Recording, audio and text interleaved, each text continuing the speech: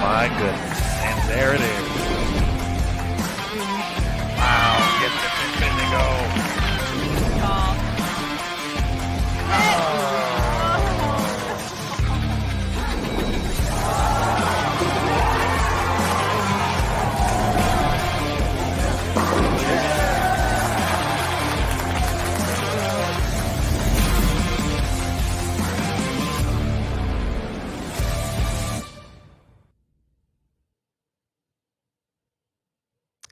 Hello again, everybody, and welcome back to Bowl TV for the PWBA Spokane Open. My name is Aaron Smith with Bowl TV and USBC Communications, and we are ready for the round of 32 coming up next here on Bowl TV. 6 games to determine the top 12. We had 12 games yesterday on an extremely tricky 45-foot condition. Liz Johnson proved to be the top overall competitor for the day, took over the lead late in round number 1, and decided she wasn't going to give it to anybody else. She held on to it for the entire round. But Dasha Kovalova and Danielle McEwen have also created some distance between themselves and the rest of the field heading into the 6-game block. So how are they going to play now that we have less players on the lanes? Well, let's go to the lanes and see here as we get ready for game number 1. But as we do that, we got the lanes up there for you. Let's bring in the crew as well. So from Lilac Lanes and Casino in Spokane, Washington, everybody say hello to Curtis Von Kruger. Good morning, and good morning. I am stoked to be here. A lot to watch today. And you were talking about what's their strategy today, Aaron Smith. And I think the strategy is going to be don't be afraid to move in and move in relative to this pattern when you see it happen. Trust your instinct and get inside. If you can get inside earlier, I think it's even better. Kind of stay away from the heavy friction on 1 and 2. Couple of players. I would say I really look for Dasha Kovalova to continue her consistency.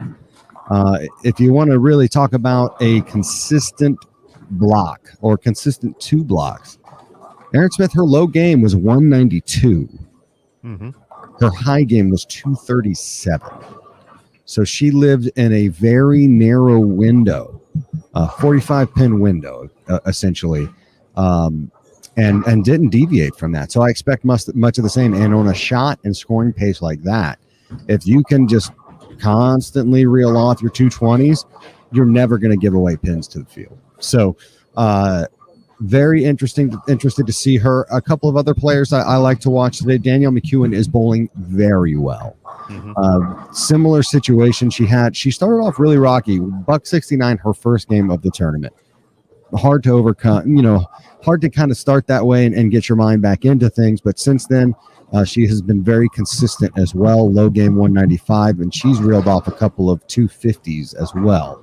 But one bowler I had an opportunity to speak to in a little bit more in depth this morning, Stephanie Johnson. And of course, we talked a little bit about what happens when you start the tournament with a $133. And I talked to her about that, and she was like, look, I had nothing to lose at that point. And it was time to get, you hate to say it, first game out of the block, but you had to make up a lot of ground. And she did just that, moving herself up into 10th place. Really impressive bowling for Stephanie. And she said she was very proud with the way that she was able to grind that out and get back to the right side of plus, and now set herself up for a run at the show. So Stephanie is another person I want to keep an eye on, Stephanie Johnson. So a lot of implications still at stake here. Dasha, obviously, in the Player of the Year race. Missy Parkin also making an appearance, and Shannon O'Keefe coming back and putting herself in the conversation again, sitting there at 17th place. So lots of storylines to follow, lots of contingencies here, and we're going to know a little bit more in just about 6 games. That is correct. And with that, we're going to go full screen here, folks. But myself, Curtis, and Jason Thomas as well on the broadcast, going to be joining throughout the course of the day to bring you the action here on bowltv.com from Lilac Lanes and Casino. Taking a look at the numbers. Talked about Liz Johnson. She averaged more than 225 for her 12 games yesterday, plus 311.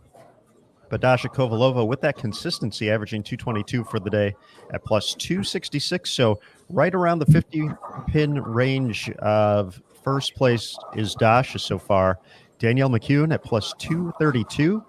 She went 193 over that second block. So, just taking a quick glance, it looked like she put together the top number there, maybe for the day as well for a 6-game block. And then the thing we'll kind of be keeping an eye on here is the difference between third and fourth. Obviously, we got 12 more games today before it's all said and done, and we have our top 4 for the stepladder. But right now, from third to fourth is nearly 100 pins. Danielle at plus 232, New Wei Fen at plus 136. So a pretty big gap there from third to fourth. Daphne Tan in fifth, plus 114. Stephanie Zavala, plus 113. Erin McCarthy, plus 112. Gigi Mason, plus 110. Rosia, plus 106. Stephanie Johnson, as we mentioned, the great comeback to get to 10th, plus 97. Bernice Lim, plus 93.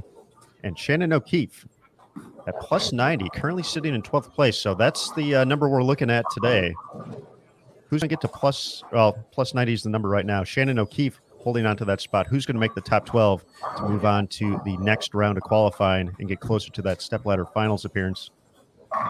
Final player to advance, Taylor Bailey, with a minus 73 effort. So it took a 193.92 average to end up making the top 32 here. So a couple players definitely have their work cut out from them, but taking a look from right now from 12th place to plus 90, you look about, you can go down to about 28th place within less than 100 pins. So yep. Some players who could definitely make a move here if they're able to get out of the gates. And we saw the scoring pace. There's certainly some opportunity on the fresh. We've seen some bigger numbers out there, and it'll be interesting to see if there's anyone who can kind of take advantage, like we saw Danielle McCune to kick things off in round 2 yesterday. Yeah, you got to figure it out, and hopefully it seems like the high end is a little higher scoring than the low end, and so you hope you hit those games where you can put a few together, bowl that 230, 240, 250 somewhere in there. Those are definitely very much in play, and you have seen people come out the gates. Danielle obviously is a really great example, as you said. Really was able to fire off some really nice strike chains, and 230, 240, 250 her last 3 games. So solid set there. And it was an impressive bowling, and it was great to see Danielle very focused. This is a great tune-up for her next week. We got she's defending the U.S. Open title, so it's exciting. It's exciting to watch.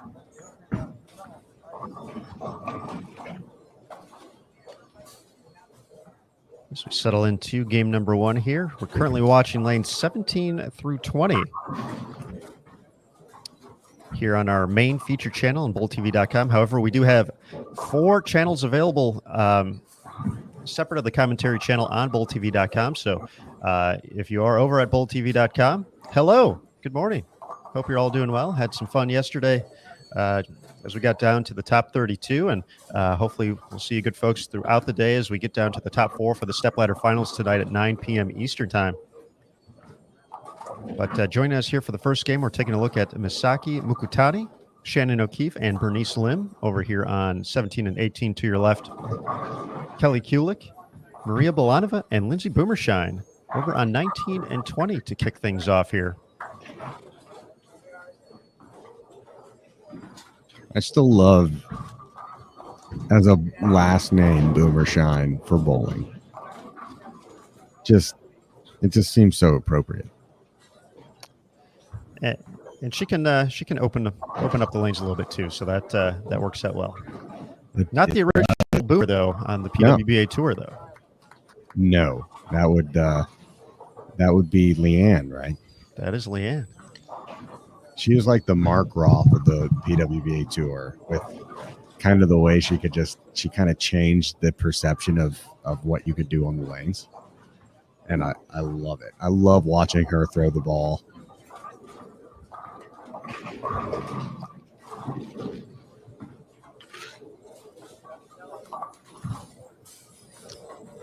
Man, good morning / afternoon Bull TV chat. Glad you guys are here. That's true. It is afternoon time here in Arlington, Texas, Curtis. So yeah, well, it's still 10 o'clock in the morning over here. We're in the future over here. Oh, why didn't you warn us? How come you don't know the cut? That'd be true. That would be valuable information to have already. Although technically, now this is going to blow your mind. Technically, I am in the future for you.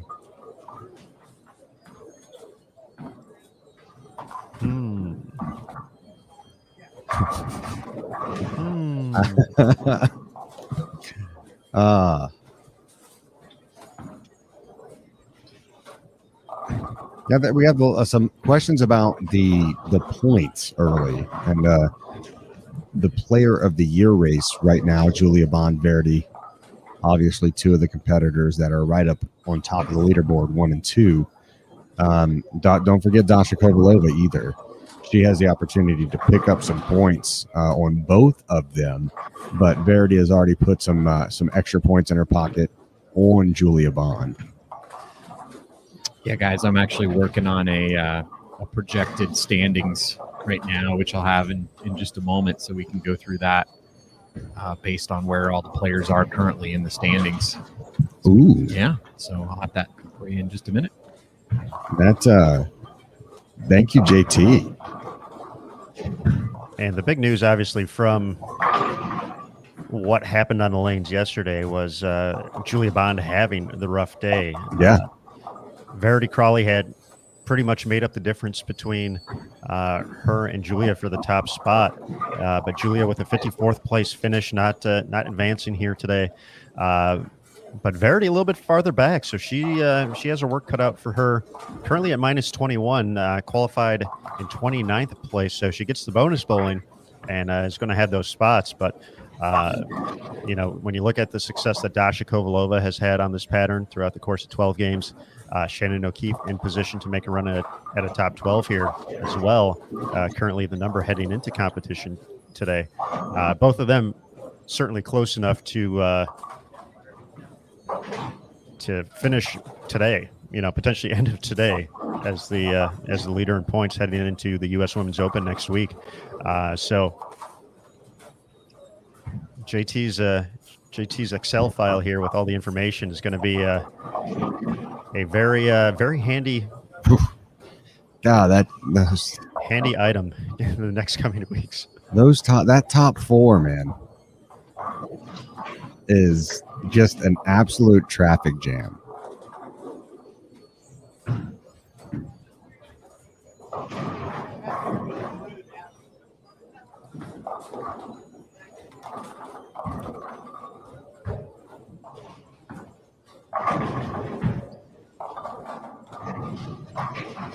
So Curtis, as the man on the scene right here, we had a brief flirtation yesterday with urethane out there, but I'm guessing we're seeing more of the same here with a lot of surface, a lot of stronger bowling balls out there. What are you kind of seeing out there, glancing the landscape at Lilac? Yeah, we did see some urethane really, because I don't think anybody ended up going to it besides Sydney. And we've had a lot of people ask, hey, why are they not throwing urethane? Length of the pattern is one, but it just didn't shape like everybody thought it might, and it just got really inconsistent. So I don't expect urethane to come out again today. I think you're right. A lot of more aggressive equipment, playing that, starting outside and then making a pretty decent transition inside when you can. And you're going to see players like Liz, they're going to avoid the friction by kind of throwing away from it.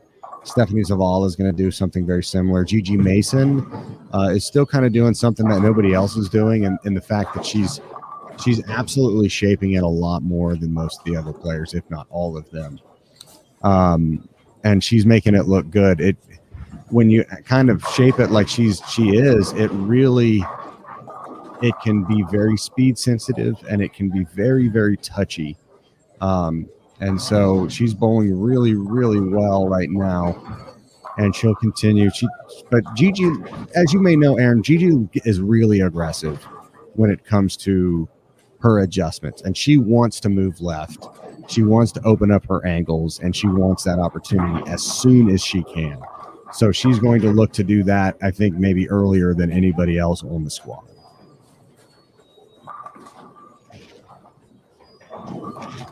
We saw players get a little more aggressive moving left during round number 2 yesterday as the block progressed. Really didn't see too much of it in round number 1. Nope. And, scoring pace, still kind of stayed the same, but players did have to try something new in trying to make a run at this top 32. So less players on the lanes today. We had 4s and 5s for the most part during the qualifying round, so down to 3 on a pair across the house. Yeah, and that changes, and as you know, that will change a lot of different things. And when you narrow the field to a more elite set of bowlers, right, who are hitting this pattern more consistently, you're going to have a lot less deviation. As far as you had some people playing the lanes very different. I will just say very different than a lot of the touring players. And so when you narrow down the field like this, they are going to break down different. The pattern is going to lay down a little different, as we know as well. Always gets a little flatter, a little tighter down lane. And so, yeah, I do expect them to play different, but I do expect them to break down and blend the oil out a little bit better than the qualifying squads. Folks, as we get to the beyond the halfway point here of game number 1 of our 6-game qualifying block, round 3 here at the PWBA Spokane Open. Just a friendly housekeeping tip. As we mentioned, we're live on BowlTV.com. The chat is already doing its thing, like it ain't no thing, as we have every time out here on the PWBA tour. So, folks, keep all the good stuff coming. For those of you watching on Facebook and YouTube here, we're going to be live just for game number 1, and then after that, the feed will exclusively be available on BowlTV.com. So that'll be the place to be to continue to watch the PWBA Spokane Open. Not only this round, the next round, and then the stepladder finals tonight. 9 p.m. Eastern time, the top 4 will be advancing, and one player will be taking home the trophy when it's all said and done. Hey, Aaron. Yeah, Curtis. I know it's early, but can we get those request line open early? I think there might be something interesting on 21 and 22. I'm not going to say anything. I'm just going to be super casual about it. But, if you wanted to meander on over there. 21 and 22. Let's go. We'll get it after the chef and Kelly. Ken, there are women. I'm assuming you mean ball reps. There are absolutely ball reps out here. Matt McNeil, Chuck Gardner, just Nathan Bohr, Storm, Brunswick, and Motive. So, and we have several others. So it absolutely, we do have the tour reps. They do an amazing job.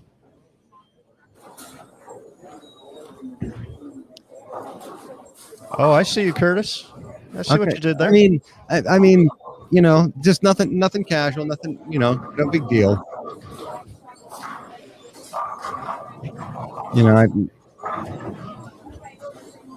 Just saying. All right, folks. People might be interested. Far left of your screen here, Shalyn Zulkifli. I'm blaming you, Aaron. I'm blaming you. You. This is all your fault. My goodness, Curtis. How could you walk me into that? Oh, what a terrible break there for Shalyn, working on 8 in a row, looking to make it 9 to kick things off today. Plus 72 to start the day in 15th place. And a pocket 710 after 8 in a row. And I am undefeated. Oh, man. It's the Nitro Brew coffee I had this morning. And thank you for the clarification. My brain, Jennifer, is not booted up correctly yet today. So That is a great question, and it's a question, unfortunately, I don't have the answer to. Obviously, it's one of those situations that, yeah, it's a very interesting insight there.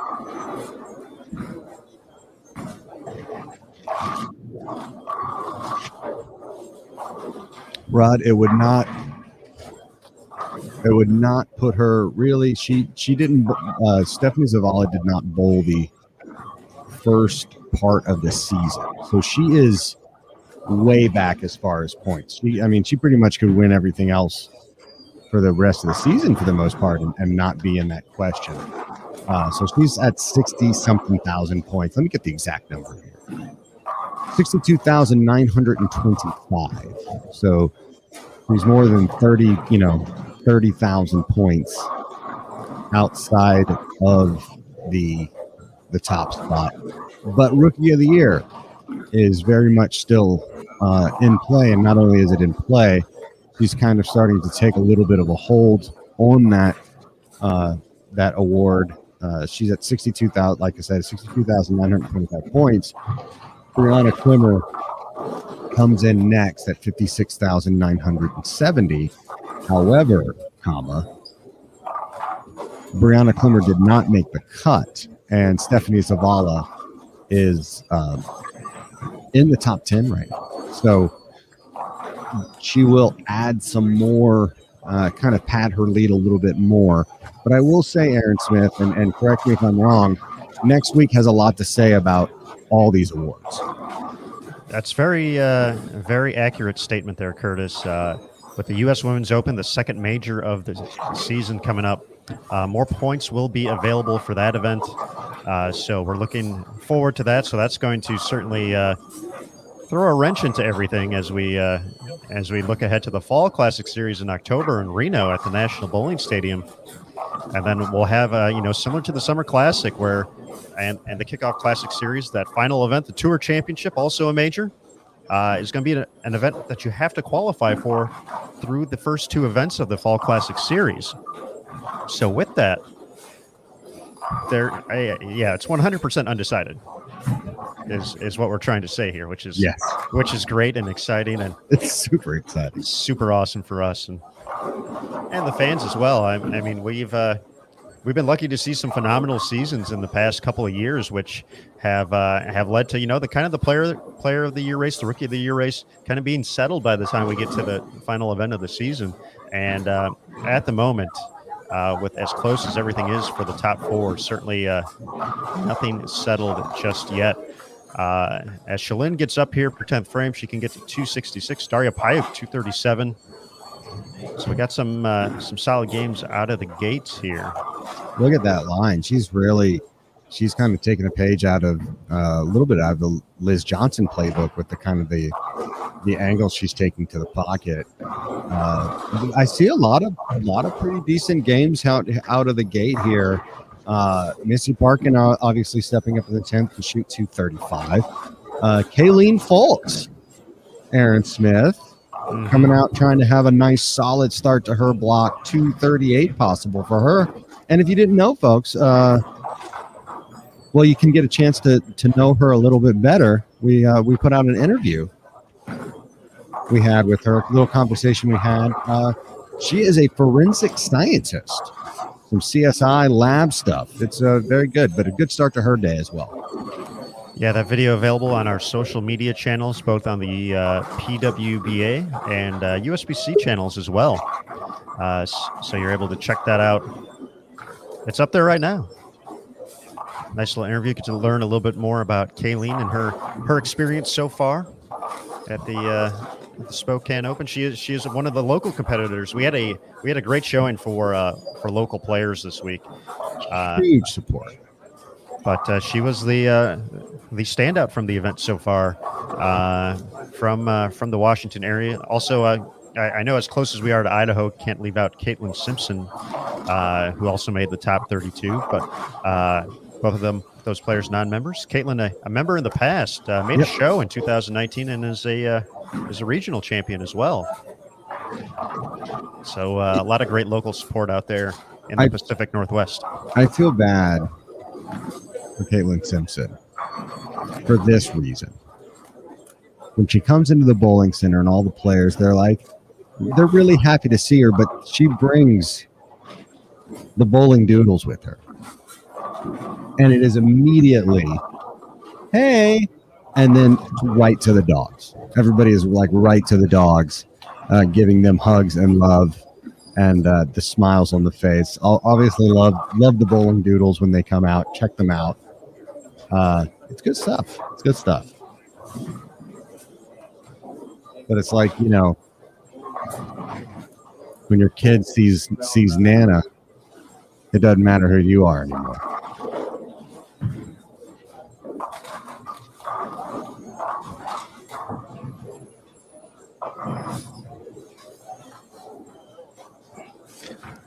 .233 for Missy. Kayleen's going to have her final shot here. Chance to get to 217. She's going to try something different on the fill. Yeah, good. Go fishing there. See what you got. Show me what you've got. That is right. Don't hate it. A little adjustment there maybe, and might have something there, but she's got some information off that shot.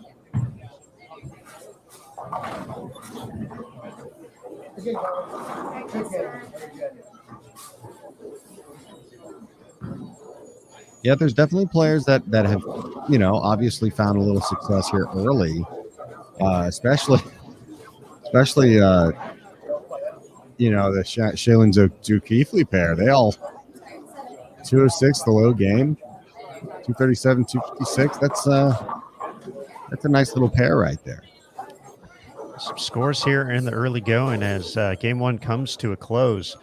So, folks, you know what that means. If you're already on BowlTV.com, you're already in the place to be to watch continued action of the PWBA Spokane Open for the rest of the day until we crown our champion later tonight. If you're watching on Facebook or YouTube, we're going to be signing off. So you'll have to head over to BowlTV.com and pick up a subscription to continue watching throughout the course of the day. You can pick up an event ticket just for today to watch the live action, including the stepladder finals for $8.95. Or if you want to check out a little bit more, looking ahead, we got some great events on the schedule. The U.S. Women's Open, August 24th through the 31st. The Super Senior Classic in Las Vegas, September 9th through the 13th. And the USBC Senior Masters, a major championship on the PBA 50 Tour, September 13th through the 19th, also in Las Vegas. All those coming up on BowlTV.com in the next couple of weeks. So it might be a great idea to pick up a monthly recurring subscription for $9.95. Just $1 more than the event ticket, and it also unlocks the entire site. You get full access to not only the live coverage, but the archived events as well, all the on-demand content. And we also have an annual option as well, $79.95. Transaction fees do apply for all three of those, but we certainly hope you check out BowlTV.com. Enjoy the community. We have giveaways as well during these PWBA Tour events. As a heads up, later tonight during the stepladder finals, we're going to be giving away 3 bowling balls from our gold industry partners in Storm, Rotogrip, and Brunswick. So big thank you to them. But that's all part of the Bowl TV experience, folks. But you have to head over. You have to subscribe for the chance to win and enjoy it all for the rest of the day. So, folks, with that, we're going to take a quick break to transition to game number 2. We'll talk a little bit more about stats and more. Looking ahead to the 2021 season and its finale. But for right now, taking a break. Game 2 will be coming back in just a second here on BowlTV.com. From the PWBA Spokane Open.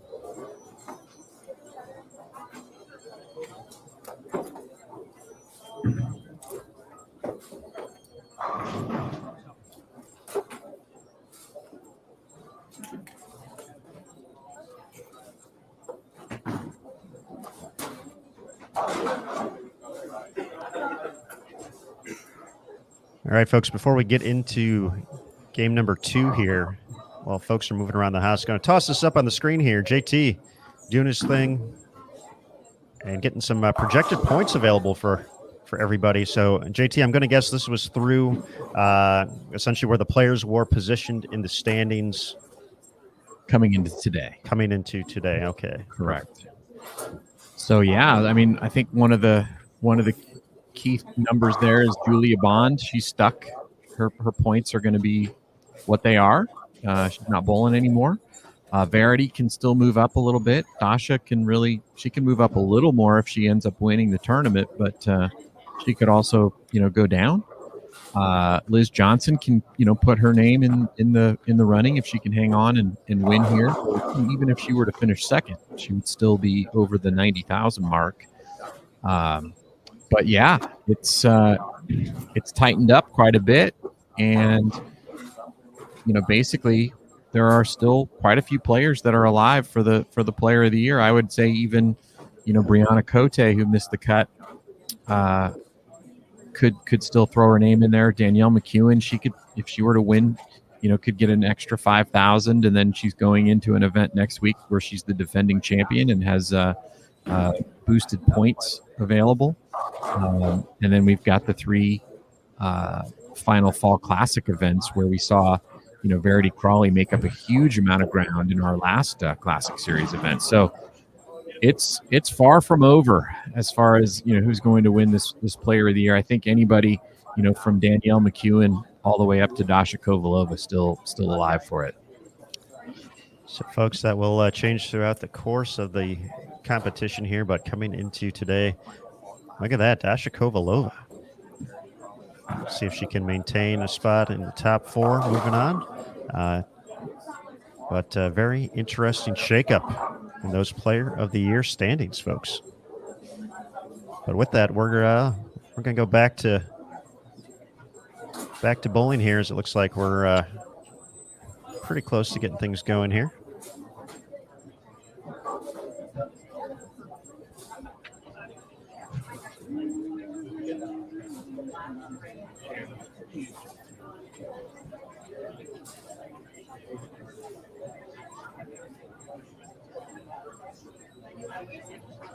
As soon as we have a score update, we will get that to you. Kind of keep our eyes on that top 12 number throughout the course of the round. But while we have the opportunity, I want to give a shout out to another one of our partners this year on the PWBA Tour, NDO Bowling. NDO Bowling events give the everyday amateur bowler the opportunity to compete in a professional environment, measure their skills against some of the best bowlers in the world, and learn what it takes to compete at the highest level. If you think you have what it takes to compete with the best bowlers in the world, or you simply want to hone your skills in a competitive environment, find an NDO bowling event near you. You can learn more by checking out their website, ndobowling.com.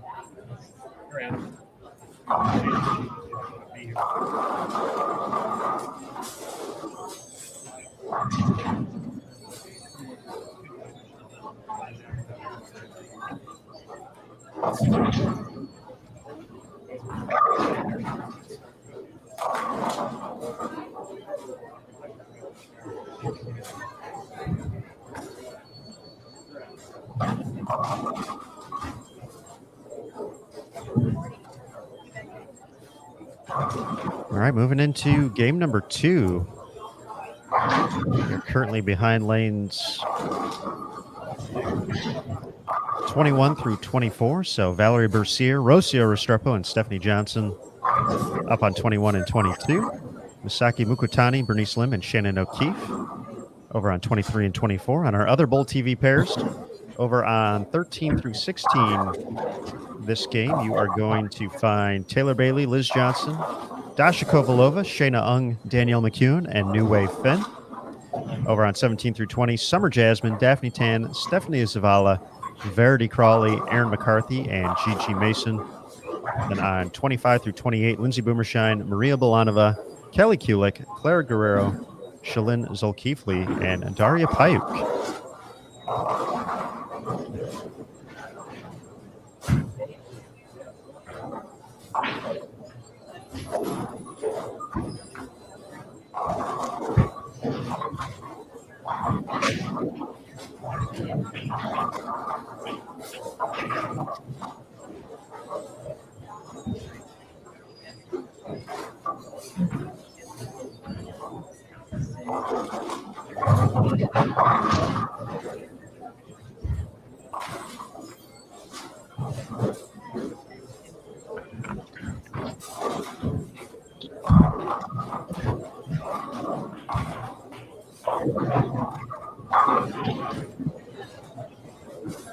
Aaron, I have something you don't have.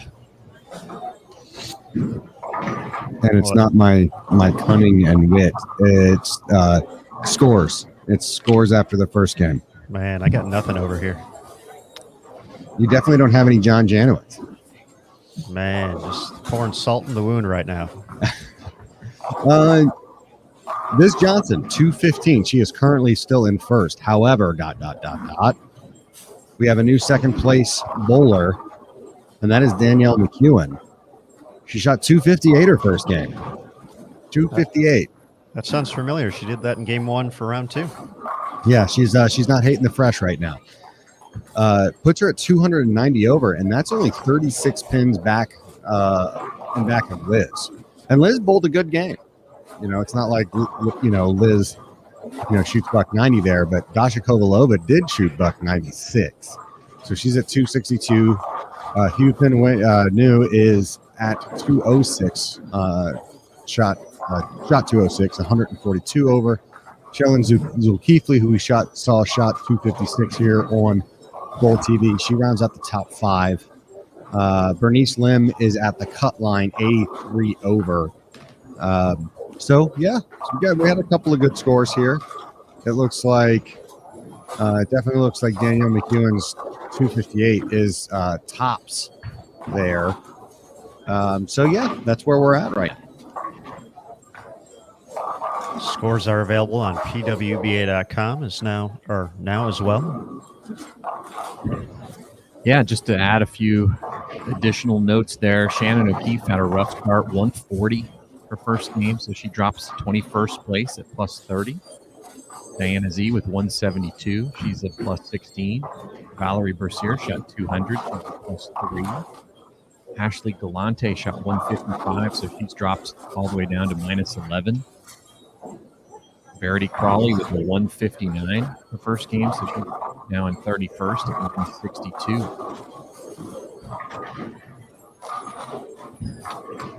Gigi Mason, 135. Ouch. She's dropped all the way down to 16th and is at plus 45 now. She had a little bit to give back, but now she has given all of those away, and it's time to figure out something else. Well, we saw her start yesterday with about as bad a look as I've seen, and shot 142, and really turned it around. Did a great job yesterday, getting herself right back in the mix, and got herself into the top 10.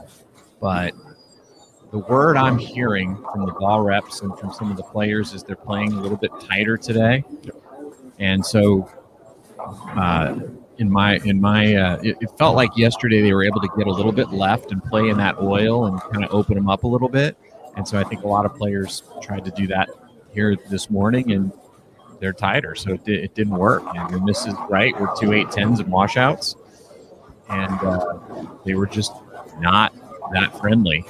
But if you were able to play further to the right, that defined friction is still there. And so if you're able to use that spot, you're able to shoot a decent game. But those players that are a little bit further to the left and are going to be in that 4 to 12 zone, they need it to burn up very, very quickly in order to have what they had yesterday. And otherwise, they're in danger of kind of falling behind a little bit, those players that are at the top that are able to play the friction.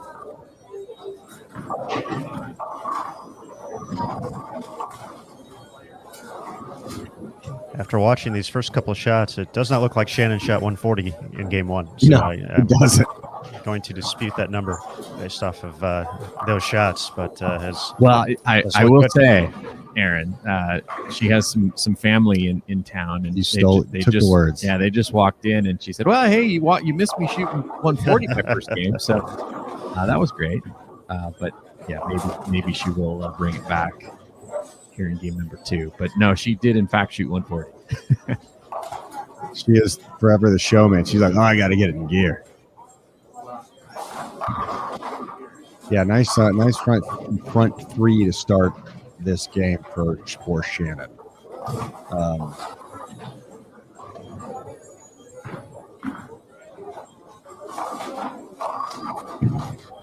I see a lot of opens just in my field of view. I see a lot of red circles.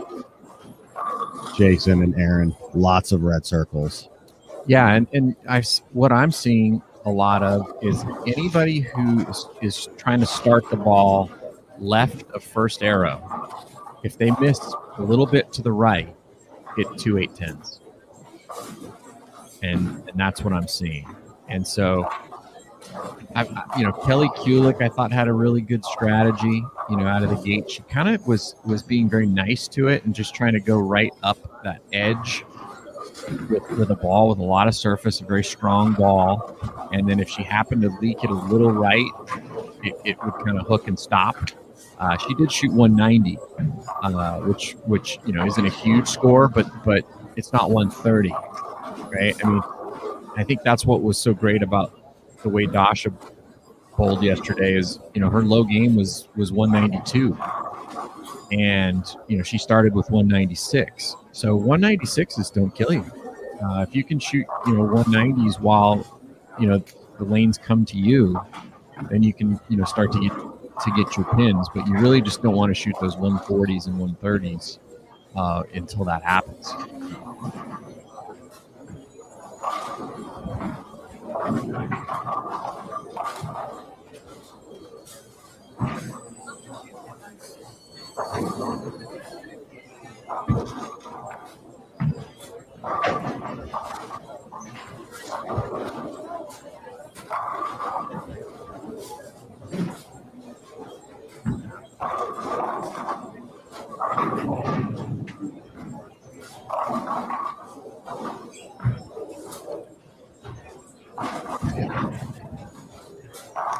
So let's talk about some hypotheticals as we kind of look forward to this. Have you guys haven't discussed these projected point totals yet?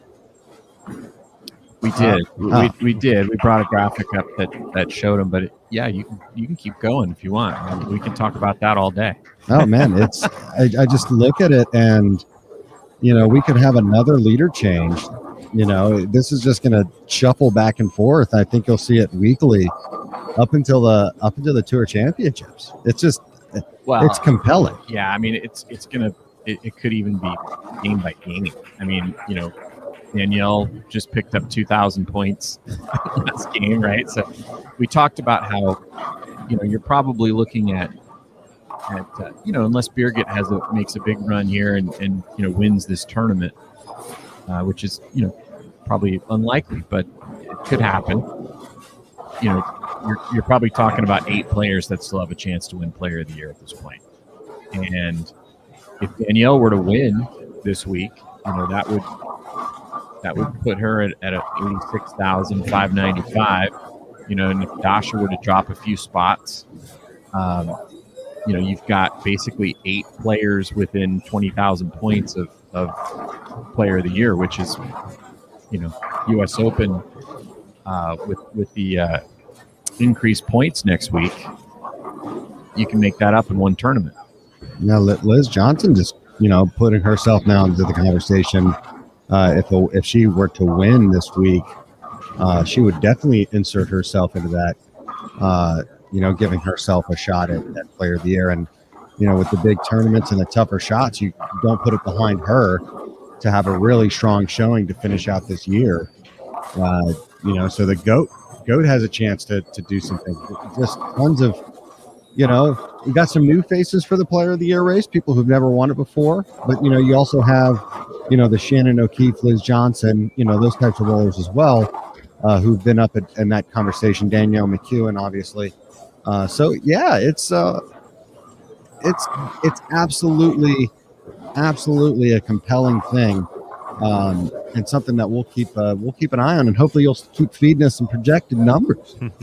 Yeah, well, there's only been 2 Players of the Year since the relaunch, right? So it's a very rare thing, to win.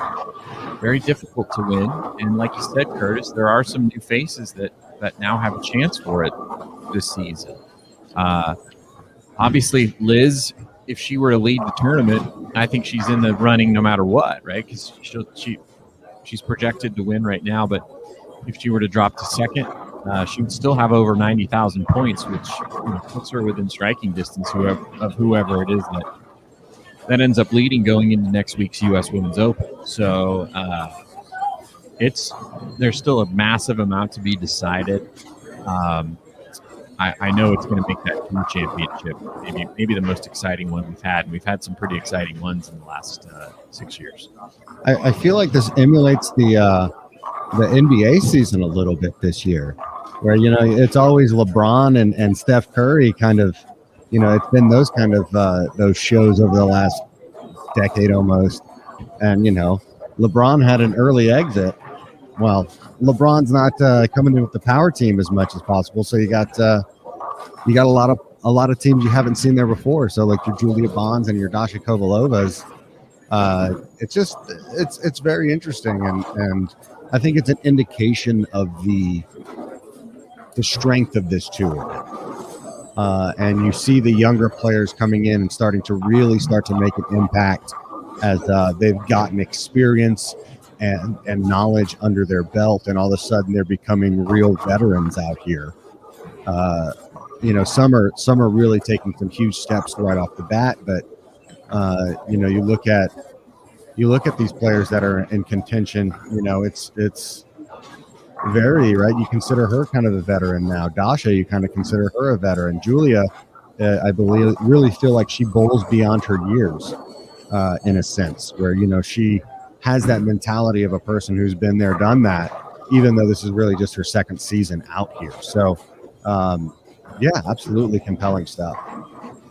Yeah, and I think Julie is a great story. I mean, this really is her second season, and she's contending for Player of the Year. So that's a very fast progression to being one of the best players on tour. She didn't even have a title coming into this season, and now we're talking about her as and she's been the front runner for Player of the Year basically all season. If Shannon O'Keefe continues to make shots like that, she's going to be Player of the Year again. That was a beautiful shot she just made. And look at it, put together a really nice game, and can get all those pins back in a little more that she gave away in the first game. Yeah, and really, it's a huge deal because the point step after the top four, there's a step down from 5 to 12, and then there's another step down from 12 to 13. So for Shannon to kind of get it back after that 140 and get herself in the top 12, that'll be a huge boost in points for her. And then because the number for the show right now isn't going crazy, she shoots 270 here. She's right back in it within probably 50 pins of the show. So that's a huge point swing for her if she can keep this run going and continue it for the next couple of years. And that's crazy that we're talking about this in the scale of games, right? In the context of, hey, this game impacts your Player of the Year race. Yeah. It's just such a crazy idea. It is. It's going to come down. I mean, it could conceivably come down to 5 players at the Tour Championship jockeying for position for Player of the Year. I mean, it could be that crazy where where this point race and this Player of the Year race comes down to that. And you know what? Where you're going to be able to see that action unfold live before your eyes, where it's going to live, Aaron Smith. It's going to be right here on BullTV.com. Let's go.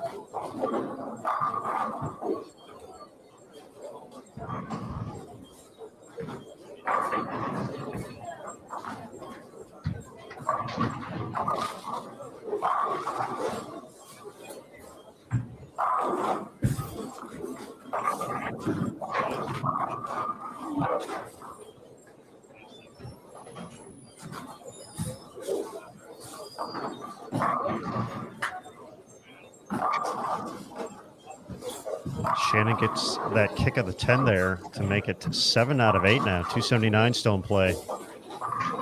And I think it just took, you see the coffee jersey today. The coffee just hadn't kicked in yet. Yeah. That's all it was.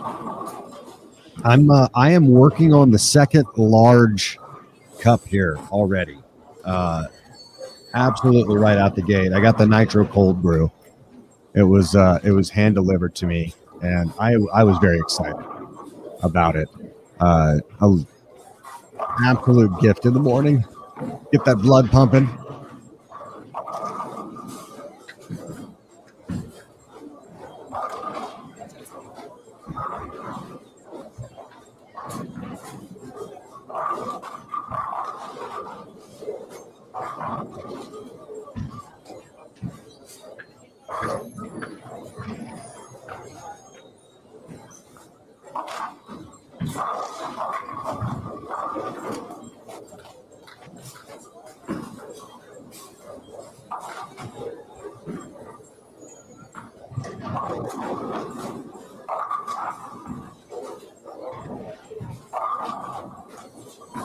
Three, 6, 9, 10 there in the 9th frame. Going to drop her max into the 250s now, but I just leaked her right a little early, and there's a lot of hook right there.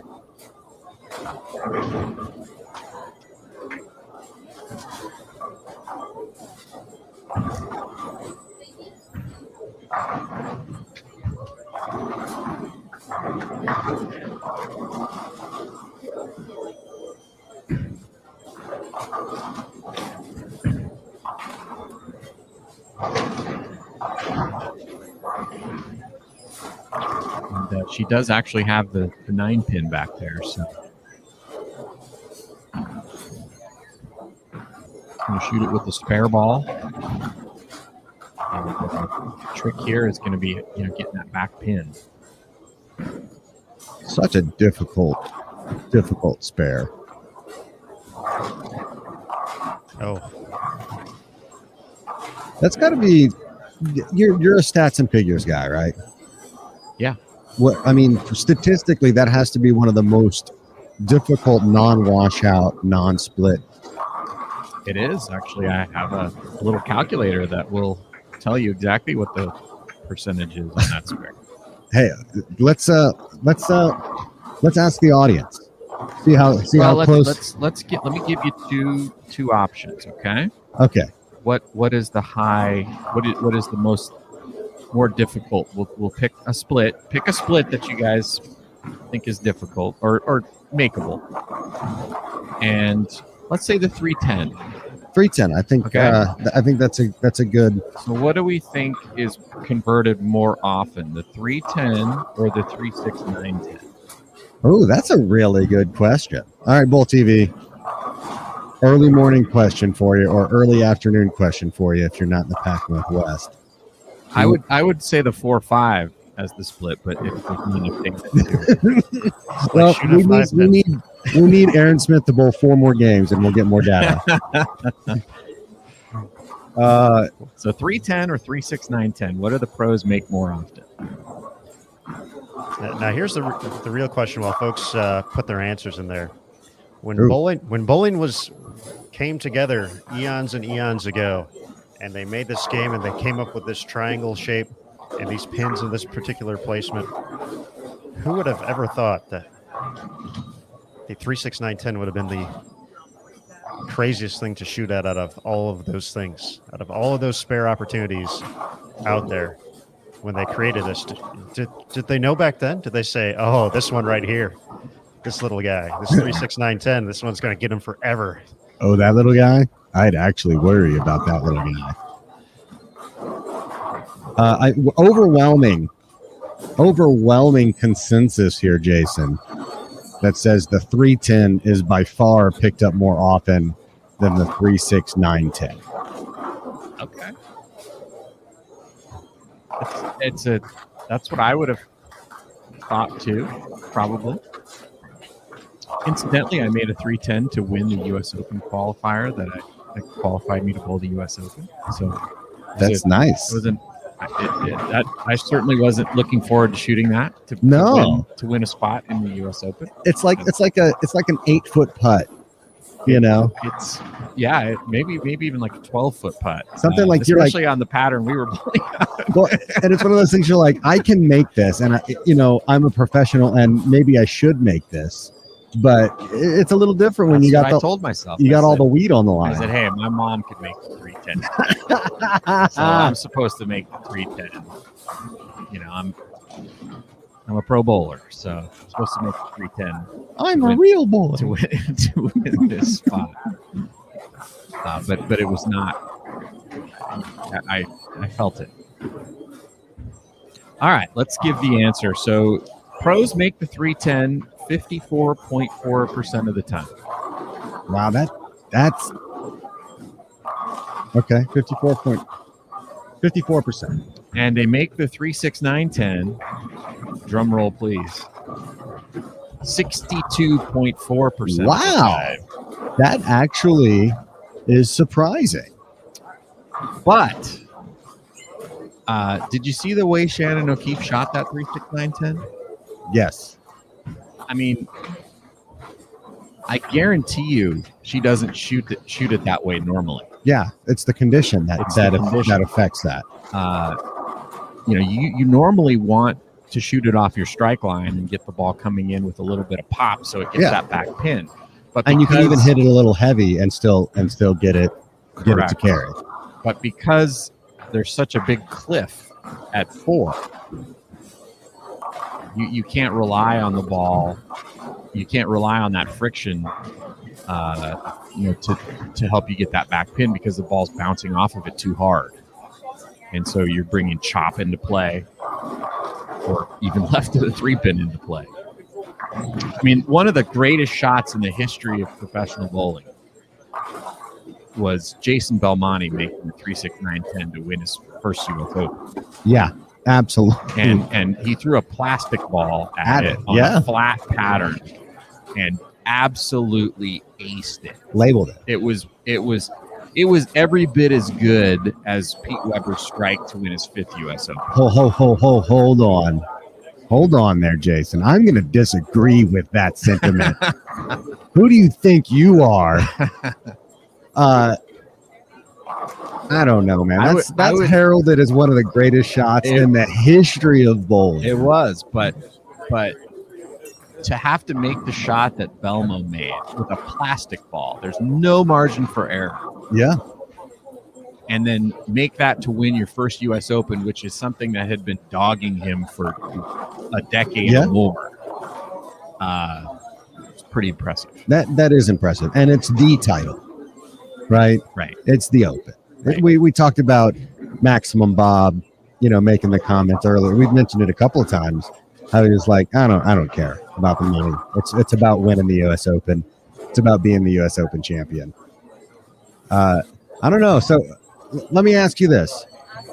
We'll ask you this, Bull TV. What position would you rather be in?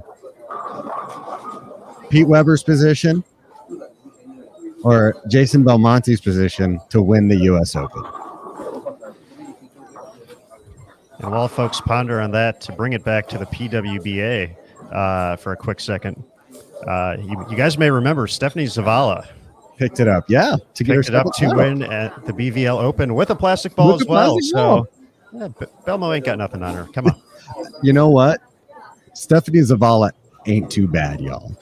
Stephanie Zavala having a dream season right now. And, I actually had a discussion with her yesterday, and I was like, how does this feel? What were your expectations coming into the season? And I don't think that as a rookie, obviously you think about that Rookie of the Year title, right? You think about the award, but in your mind, do you really feel like you're going to win it? I guess, yeah, maybe. But to do it with 2 titles already, when you didn't bowl the first quarter of the season. I mean, I don't think that's her expectation. And she said, no, I was just trying to come out here and show that I belong and really feel like, I can be out here. And I think Stephanie has proven that in spades, that not only can she be out here, but she can also be one of the top players out here. She's also currently on the cover of this month's edition of Bowler's Journal. Absolutely. Top it off. And she's about to be bowling literally right in front of me. So I'll get a nice treat this game. All right, folks, we'll be getting into game 3 here in just a moment. Round 3 of qualifying, PWBA Spokane Open, Lilac Lanes in Spokane, Washington. Aaron Smith, Curtis Von Kruger, and Jason Thomas joining you today. And while we have the opportunity, I want to give a quick shout out to another apparel partner here on the PWBA Tour, Viz Sportswear. You can check out their apparel at vis-sportwear.it. That's Viz Sportswear. You can follow them on social media as well. Never give up. Be unique. Hashtag those. Check out what they're doing on social media as well. So I want to give a big thank you again to Viz Sportswear, proud apparel sponsor here on the PWBA Tour.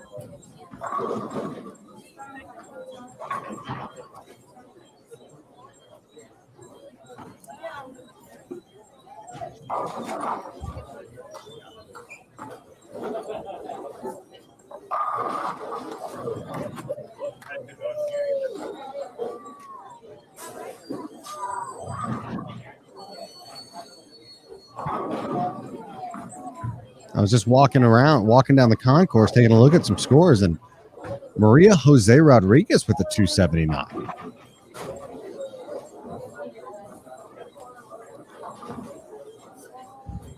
Maria's had a very interesting year, I would have to say, on the PWBA Tour. She leads overall in cashes. She's cashed at every single event so far this season, but is still looking for, kind of that big breakthrough performance of the year. So she's putting herself in position to, each week to get this extra round or two, and has not translated into the success she had in 2019 when I think she made 4 shows overall, and really had a phenomenal 2019 overall. You look at some of the things she accomplished internationally as well as a member of Team Columbia.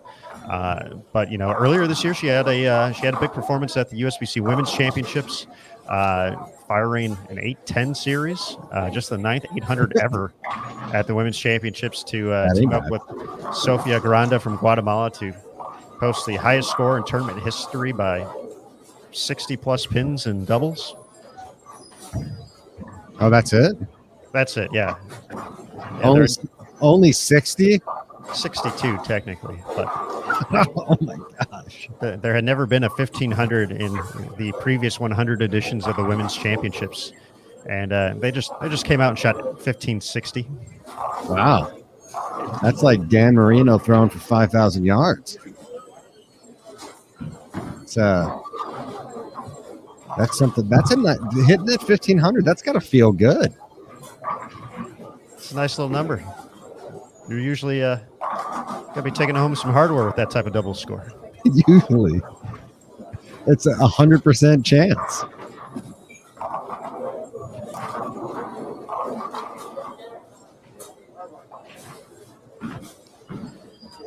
I think as we get into game 3 here, we have an opportunity on 17 through 20 to kind of see all the players together who are at the top of the leaderboard heading into today. Liz Johnson, Dasha Kovalova, Danielle McCune, and New Wave Fenn. So let's take a second and head over there to check out game number 3.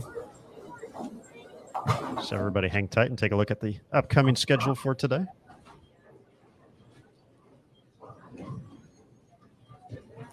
All times are Eastern time, as stated. 9 p.m. Eastern time, step ladder final. I am ready for that. Although, you know what? There's only one thing I would change about this tournament. I would make the last game a position round. Doesn't even matter if you haven't bowled any match play. Just let's make it a position round. That is another unique aspect of this event. From the Summer Classic Series, obviously we had the match play tied in. The U.S. Women's Open is going to have match play. This is actually the last event of the season that's going to have this total pinfall format leading up to the stepladder finals. So this is kind of the last opportunity for the players who have had success in these type of events. Basically, go out and get as many as you can while you can to make a run at the top four. Liz doing what Liz does. Obviously, I mean, her strategy has worked all week. She's not going to change it. Little high on the head pin, obviously, there, but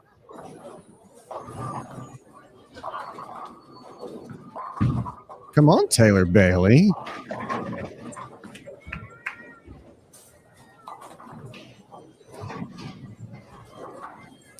I'm interested to see how Danielle's playing him. Obviously, she had a really strong game to start. We'll get an update on what her game 2 was here in just a moment.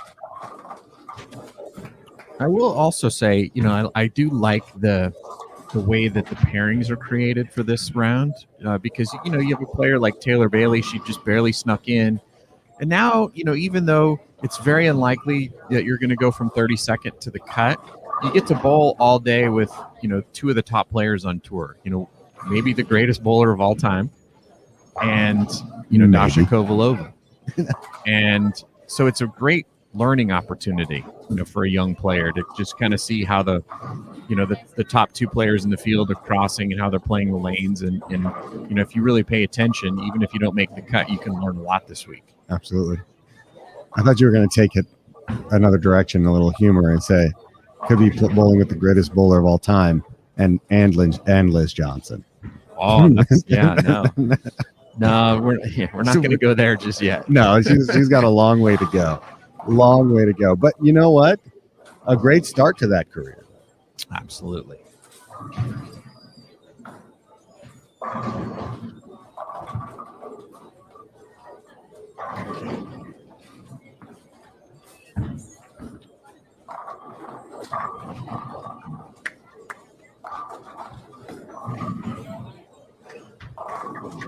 And just like that, scores up here in front of me. Liz Johnson still in the lead, but only by 15 sticks now. 189 her second game, and that puts her at 315 over. But Danielle McEwen with a 210, as everybody has informed me, she's at 300 over. You know what? That's a nice number. When you see that number, 300, it's just immediately appealing to a bowl. Absolutely. Dasha Kovalova, again, just kind of doing what Dasha has done all tournament. Just not getting too up and not getting too down. 212, 274 over. Hui Fin Liu is at 209, shot a 209, 151 over. So there is that cliff. There is that really big jump. 123 sticks separate third and fourth.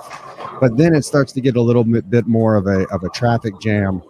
And so Aaron McCarthy shoots 234 to be 150 over. But one of the big movers and shakers so far in this squad, Mitzi Parkin, shoots 233, 236 for 469 plus 69 for the first 2 games.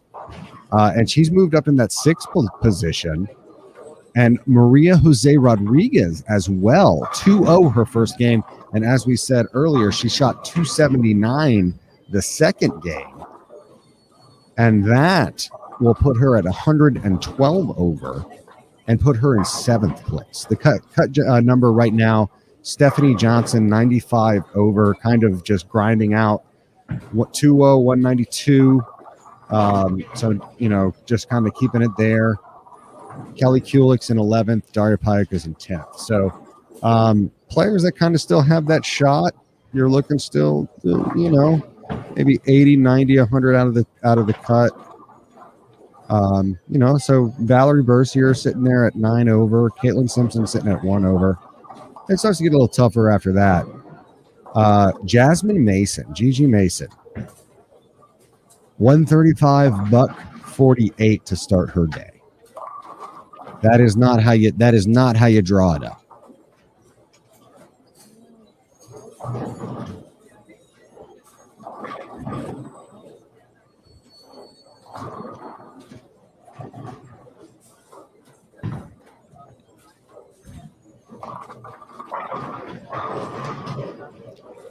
Yeah, Ken, it is difficult. A limitation of the number of tournaments. They bowled a lot of tournaments back in the early days of both tours. So, yeah, it is harder to win, 25, 30 plus tournaments. I will also add, it was never easy to win 25 tournaments. It's only been done by a handful 4 people. Yeah.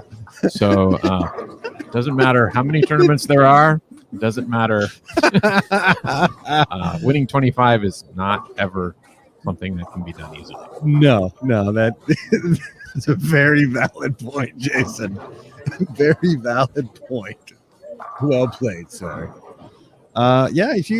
Usually you're going to get into some Hall of Fames if you win 25.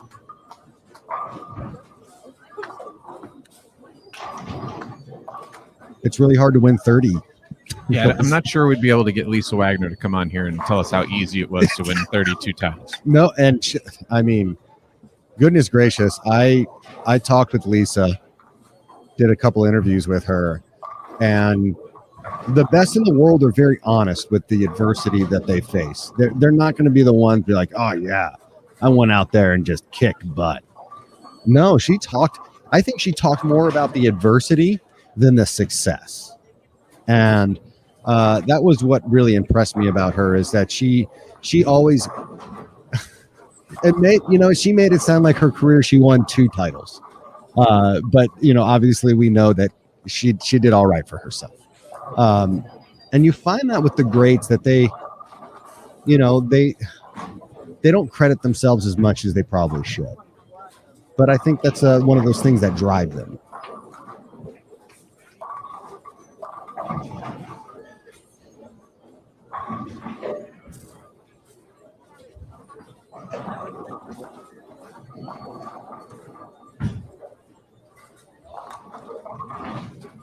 I needed the early morning laugh, or early afternoon, depending where you are.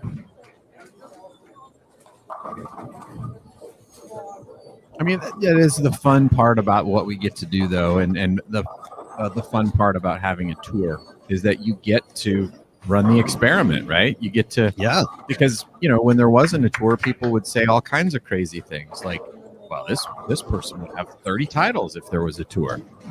They all can't get 30. Yeah, there's still a finite number. There's just too many good players, and it's too hard. I'm going to throw a name out to you, that Tiffany Stanley. How good would she be if she would have gotten more time? We don't know. That's the answer. You can't give people titles that they didn't win. Kara Honeychurch. I mean, just players that were just really, honestly, just, oh my goodness, just starting. And if you really want your brain to hurt, how many titles would Liz Johnson have many? And let's throw Kelly Kulik's name in there.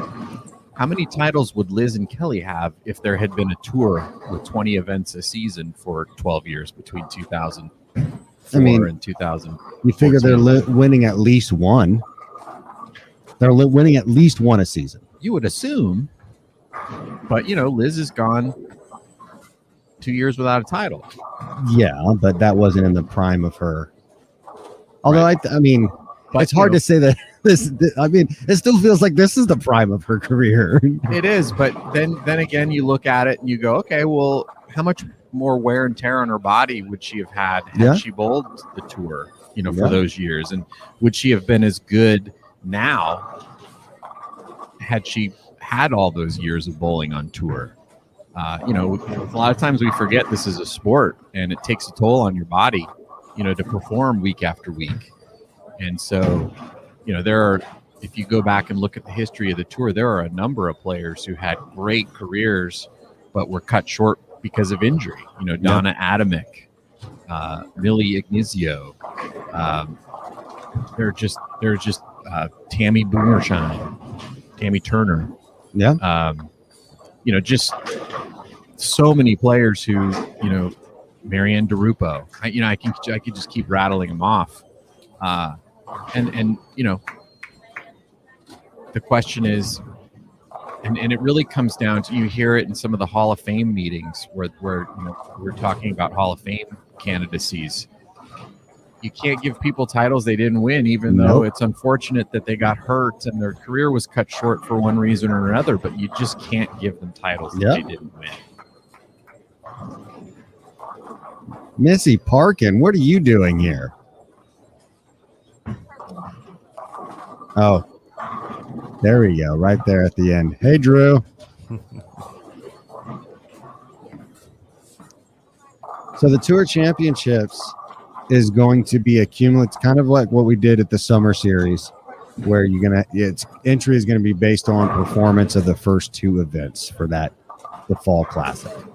So that's what the format is going to be.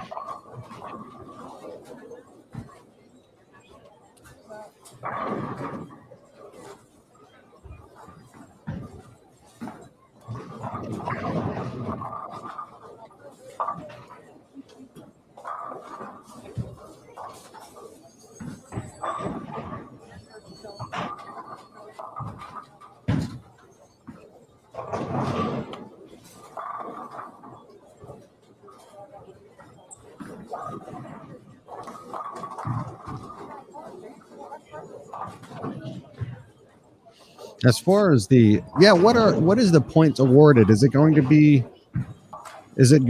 a heavier weighted tournament? Do you know the answer to that? As far as the Tour Championships? Okay. Well.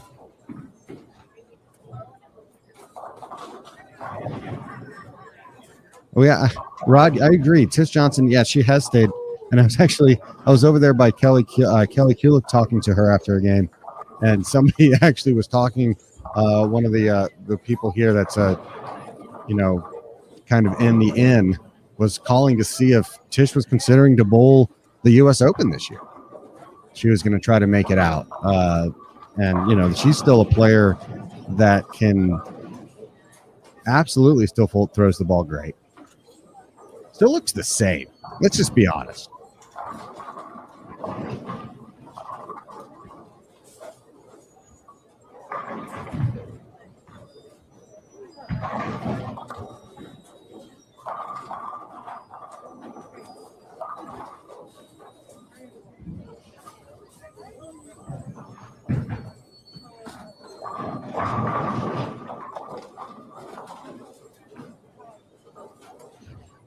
Come on, messenger.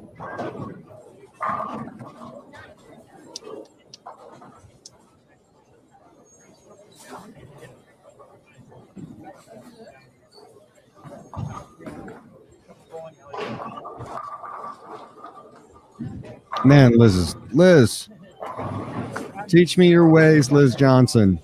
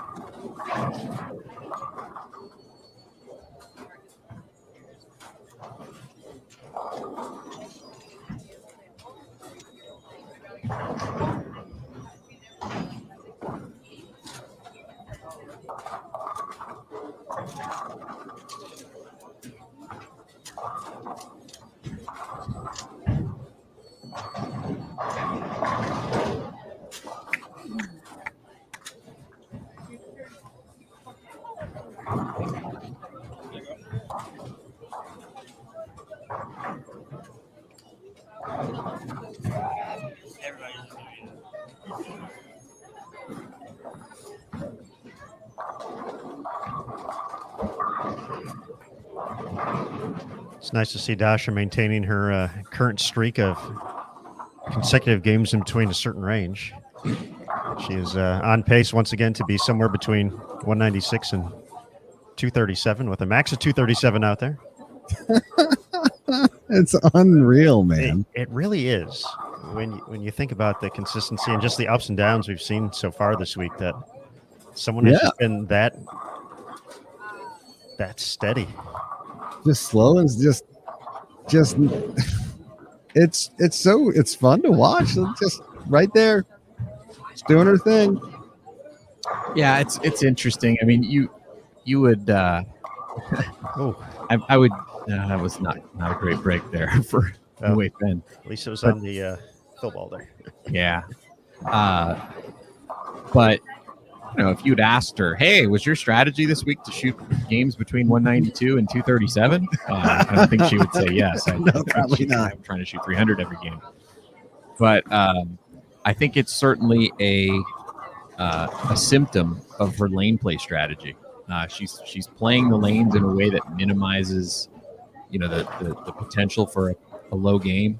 You know, watching Verity and Jasmine Mason this game, you know, they are playing a much more high risk line, and they've both paid the price for it these first two games out of the block.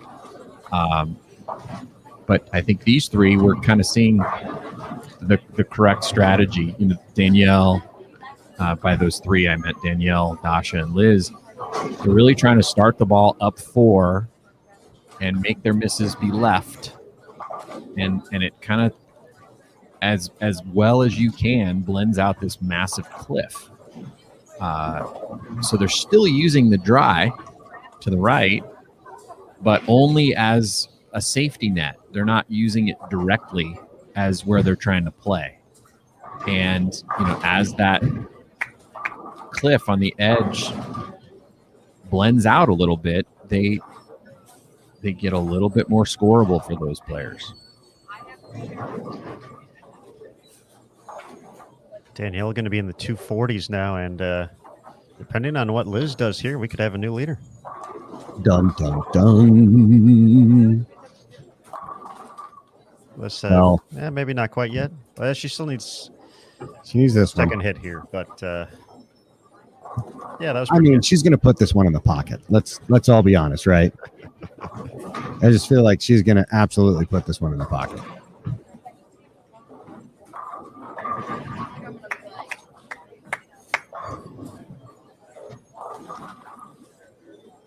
Stephanie Zavala going to come out and shoot in the 240s.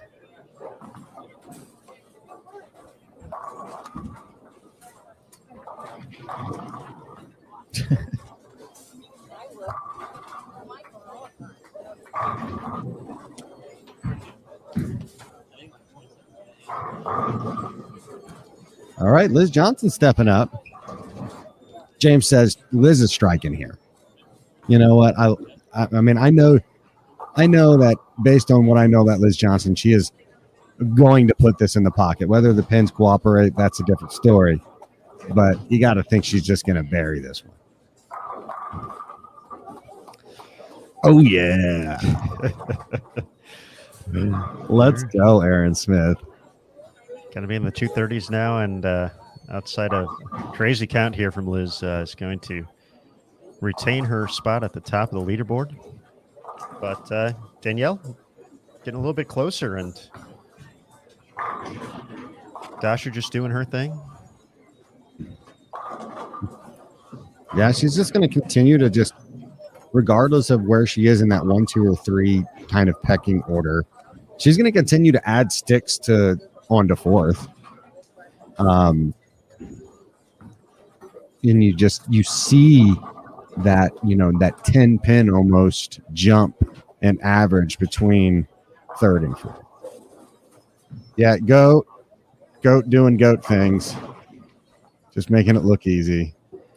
I mean, I guess the next question is, we're halfway through round 3. Obviously, we're still 9 games away, but JT, we had that conversation trying to figure out the right term to talk about when you kind of get far enough ahead of the field. How are we feeling about this top 3 at the moment? Are they going to be challenged? Is it how confident do you feel with the way they've been bowling so far that there's really only one spot up for grabs right now with a round and a half left to go? I don't think it's as I said this yesterday. I felt like over the course of 24 games, they're mitigating the risk of shooting a low game. And over time, that just compounds. And so it's very rare that somebody's going to shoot 270.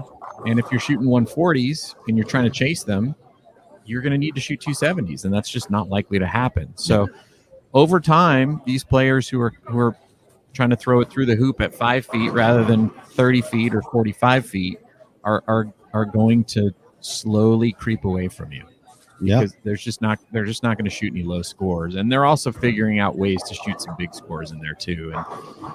And so it's kind of like the way Tiger Woods used to win major championships back in the 2000s. He would just play for the middle of the green, and he would just let everybody else make all the mistakes and chase him. And it was kind of boring to watch. And not that this is boring to watch, but it was just a clinical dissection of the field. And that's kind of what we're seeing right now. These 3 players have the right strategy for playing the lanes. They're not going to shoot a 140. Because of the way they're playing the lanes. They're letting 240s and 250s be in play, and they're catching those games when they get them. Dasha's really the only one that hasn't lit up the scoreboard, but she hasn't shot any low games at all. So I just think these 3, the longer you give them on this, the further away they're going to run and hide, and then everybody else is just kind of battling for that last spot on the show. I'm going to take a different approach here. And I think sometimes maybe we let the immediacy of now affect what happens in the future. It's easy to say Liz is going to be in first or Danielle's going to be in first, but there still is enough games to where that could change.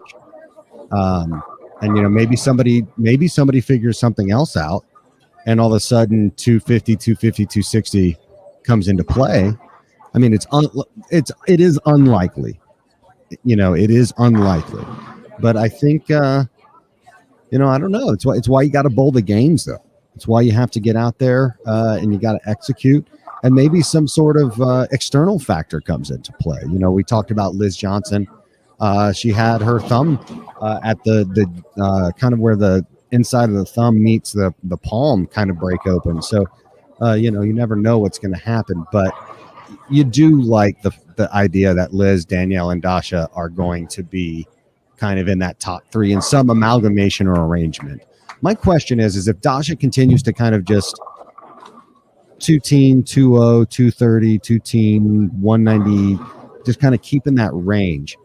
Does she try to change something to start fishing later on, maybe in the top 12 round, kind of maybe starting to peak at that step ladder again and maybe thinking, hey, 220 is not going to win this thing. I got to find something else.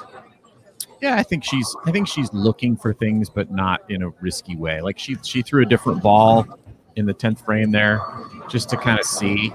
But it's clear right now, Danielle and Liz both have, the ability to shoot some big scores, right? So I think they have the advantage in terms of who is going to lead.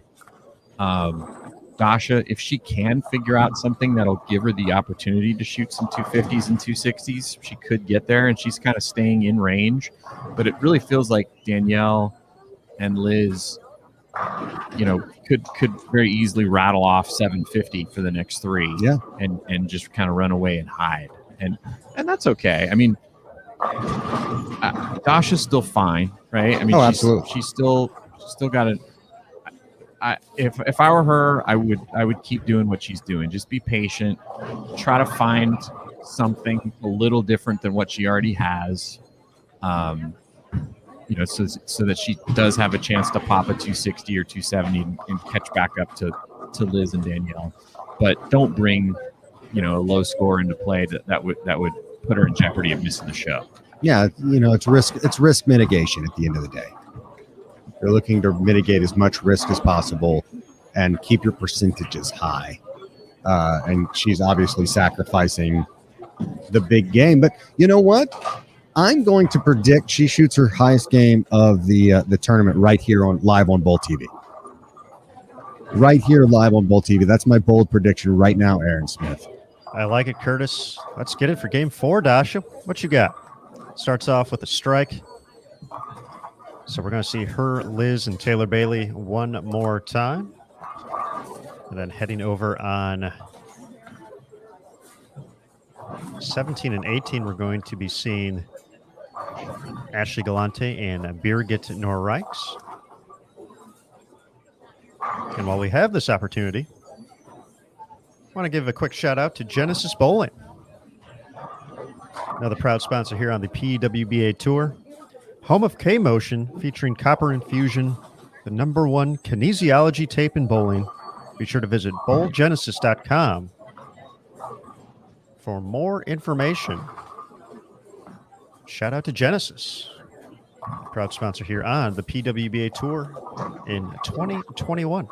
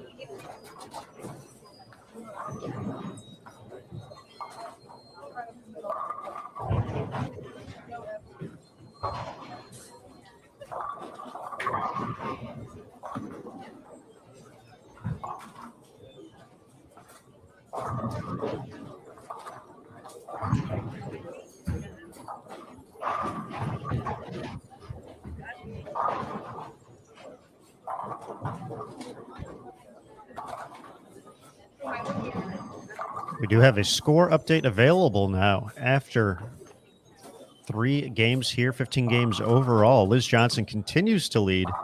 She's at plus 350.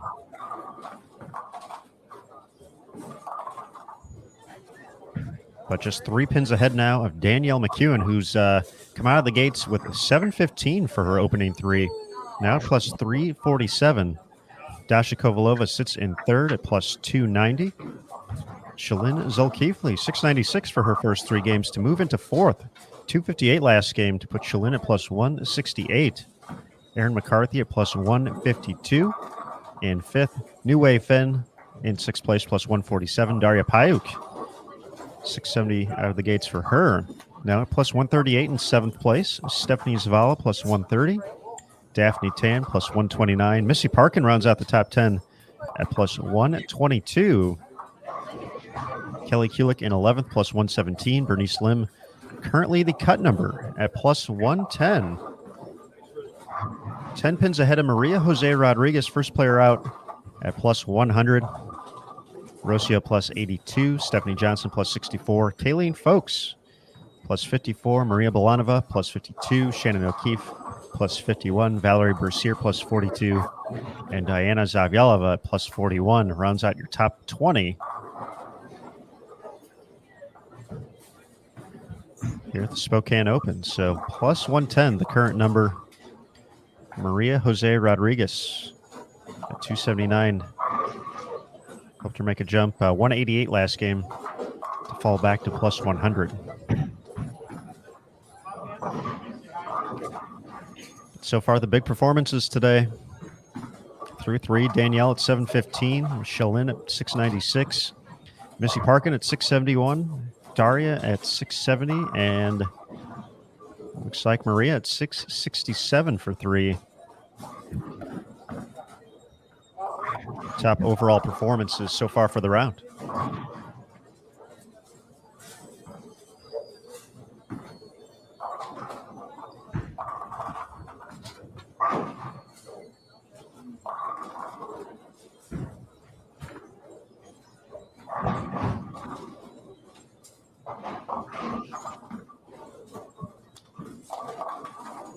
Well, last game, Aaron, we were talking about, what does Dasha need to do? And, I think the one thing that could be of some concern is, Shalyn has a look where she can shoot big scores. And we've seen her shoot big scores throughout the week.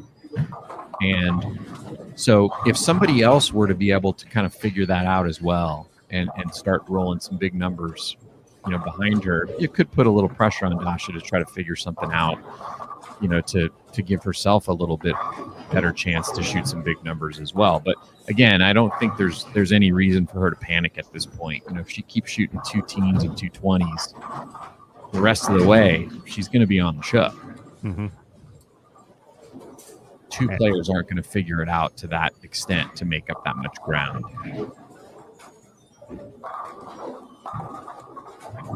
I wonder if after a while, if it just gets boring shooting 220 every game.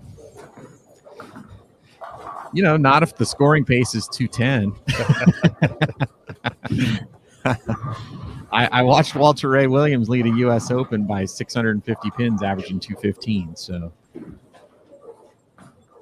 I'm sure he had plenty of excitement shooting 218 every game and winning his match.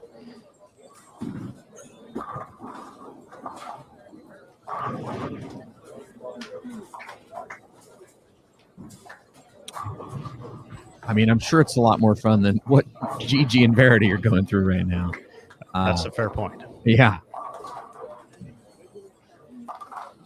But, I think that just kind of speaks to the patience out there as well. I mean, obviously, as you mentioned, I thought Birgit was going to run that down there.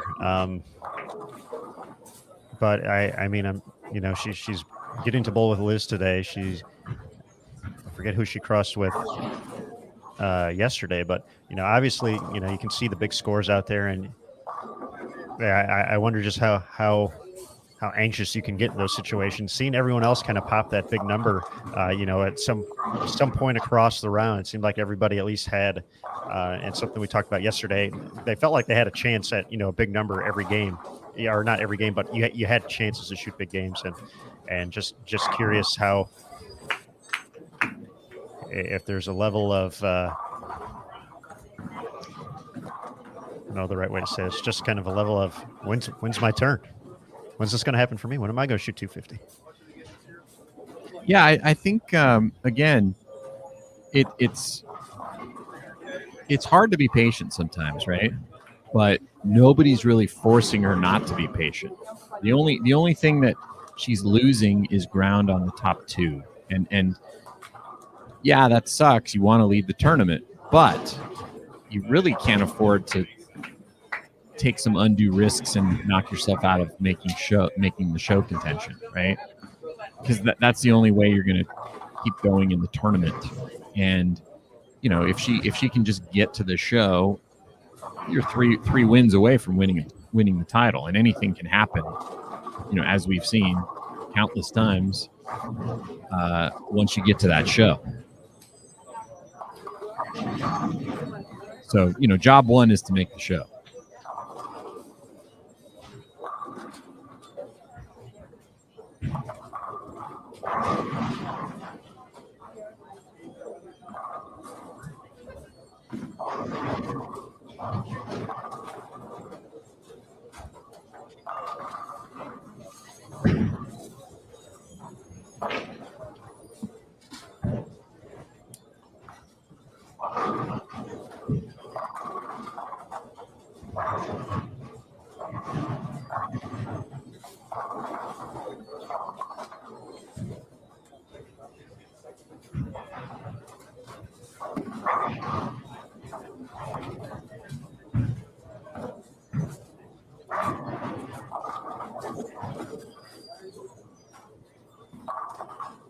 Talked a lot about Dasha's spare ball this week, a custom design, and I know her jerseys as well have that Dasha flair to it.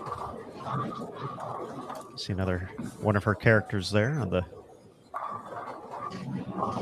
back of her shirt.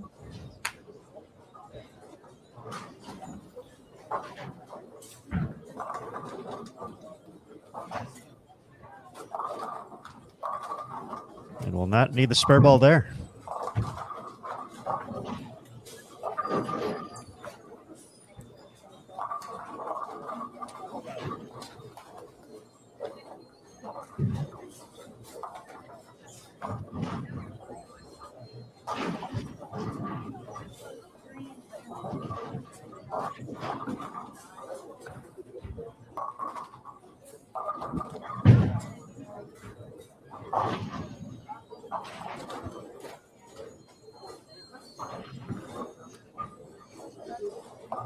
That was a weird one there, Aaron. I mean, that one was kind of looked like it was in the friction zone for Liz, and it just never hooked.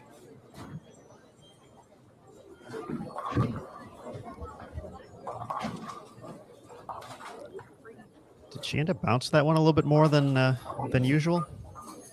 Yeah, it looks like, and it's funny. I watched her bowl in practice, and her ball was bouncing quite a bit. So I thought, well, the panels might be a little bouncy here, and I really haven't noticed any other player their ball bouncing that much. So I just think it's her and the way she's setting the ball down that's causing it, but it hasn't seemed to have affected her, too badly so far. I mean, watch Dasha lay the ball down. It's like the smoothest airplane landing you've ever seen. It doesn't even make a sound. But Liz is trying to play the friction, so she's trying to loft it. Yeah, that was just smooth as silk.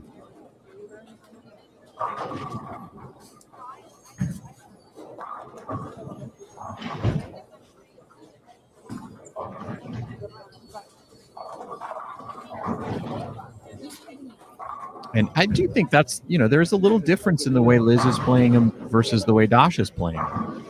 Those two tend to make a lot of shows together, and so we assume that they like to play the lanes exactly the same. But Dasha's playing the oil a little bit more than Liz, being a little softer with her speed. That one, she didn't loft it as much, and it picked up early, and now she leaves a Greek church. But, it was interesting, Liz, in the way that I thought she was playing the lanes in the first block yesterday, I felt like she was trying to play, the friction as much as possible to take the transition out of play. But she did say that, towards the end of the block, she ran into some pairs that play a little different. And so she had to make some moves. So even though she was kind of trying to take that, the part of the lane that had some shape to it out of play. She still was affected by it, and it looks like she's running into some big time issues this game. Taking a look. Well, I was just going to add to that. Dasha's playing a little bit left of her and is not seeing, nearly the trouble. Taking a look at Danielle over on 21 and 22. She has struck on 6 of her first 7 shots.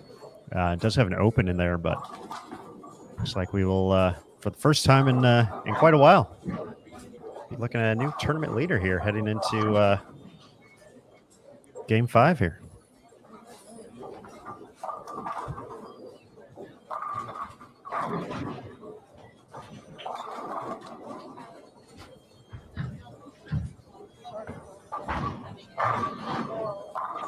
Yeah, and if Dasha keeps striking, you could see 2 players pass Liz this game.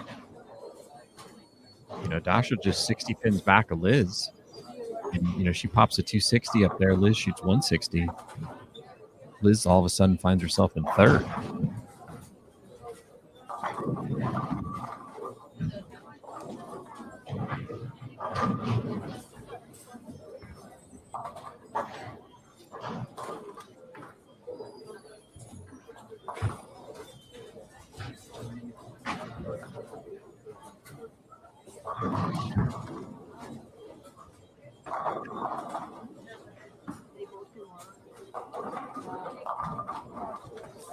Taylor Bailey keeping it going 6 in a row.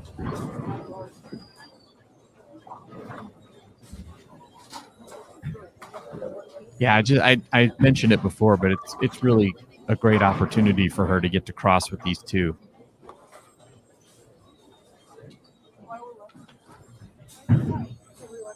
Currently at minus 95.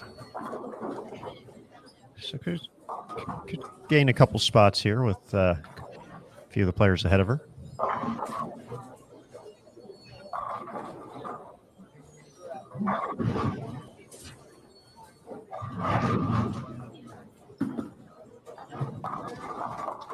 Wow. Hit that same exact spot again.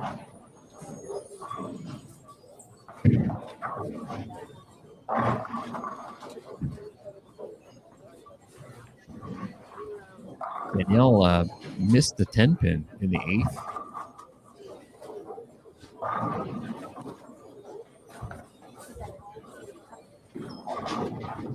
So her max score all of a sudden goes to 231. But she's going to pick up big time ground on Liz.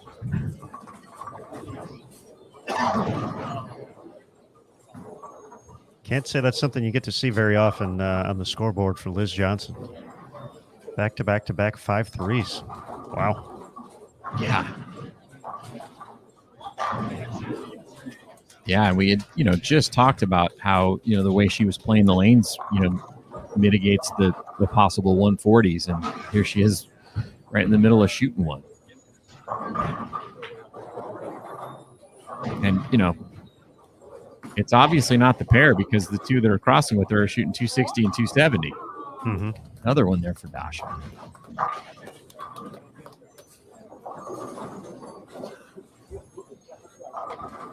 Curtis is a strike away here and a mark. Having his bold prediction come true for Dasha as well.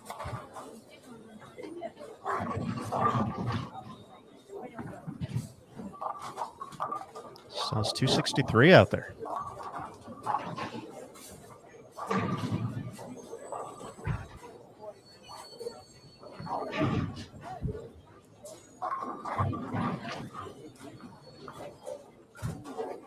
Look at that one. Got it right. A little quick, and it duck hooks and ends up carrying a squasher. And the fist pump. Great bowling term there, squasher. Yeah. So we got a ball change coming up here for Liz, and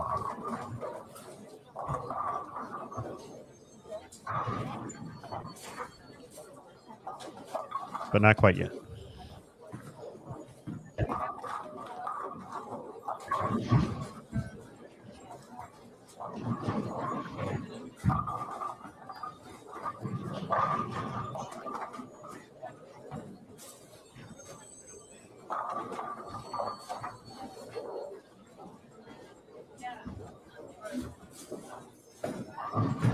Yeah, she moves right because she moves into what she knows. You know, if she can't figure out what's out there, she's gonna move into the friction and just fire it because she knows what the ball's gonna do out there.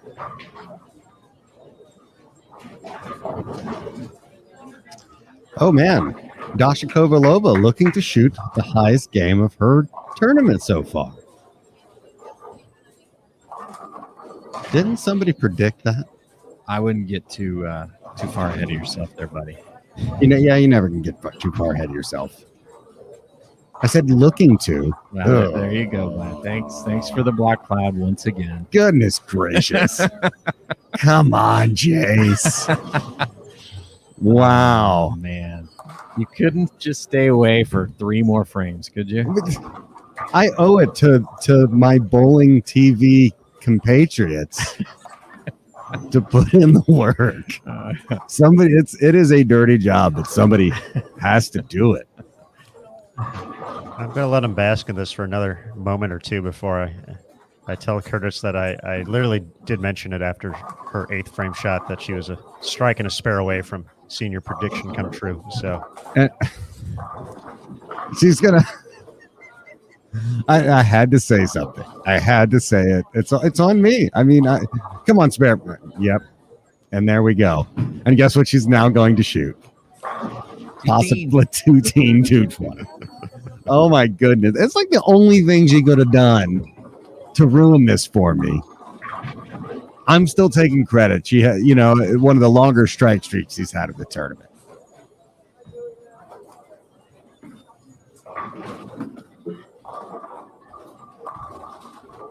It's funny. We have little funny nicknames we come up with as our behind the scenes screen names. And my screen name right now is the Latin term for black cloud.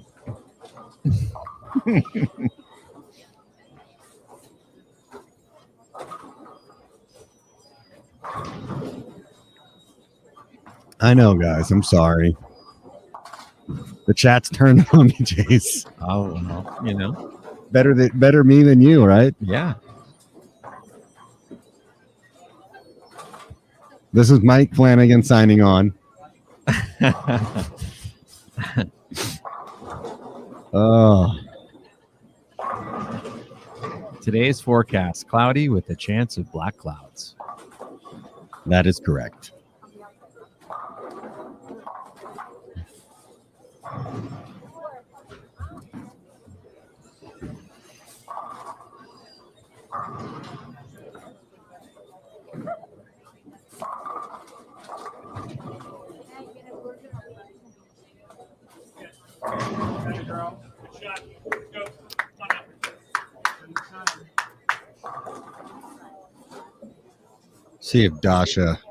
See what Liz does here.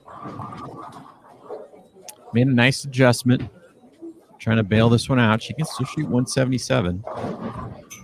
That would be an impressive bail. Nice shot there, Dasha. Where was that in the 9th frame?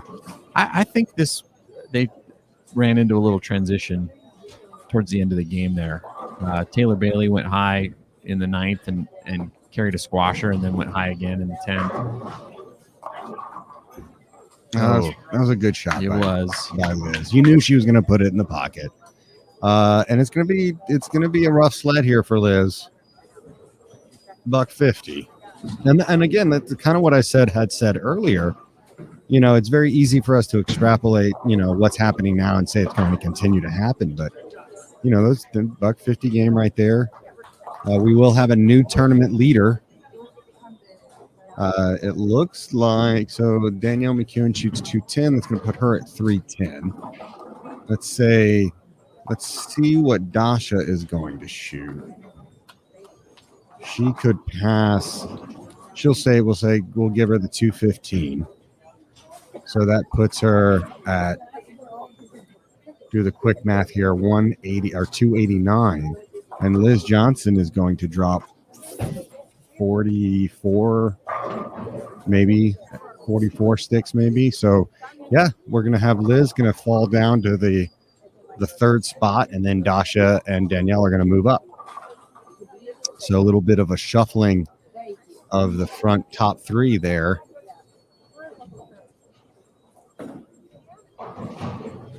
Hui Fin Nu just going to shoot 210 as well. So she's going to, you know, not really pick up much. I mean, I guess she is picking up a little bit on the third place spot. So,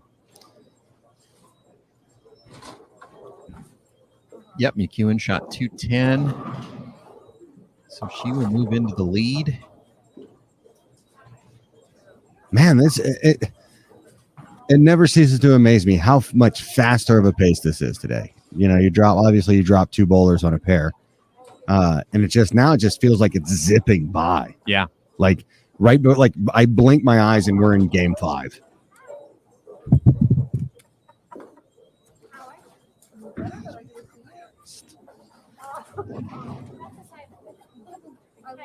I like that color.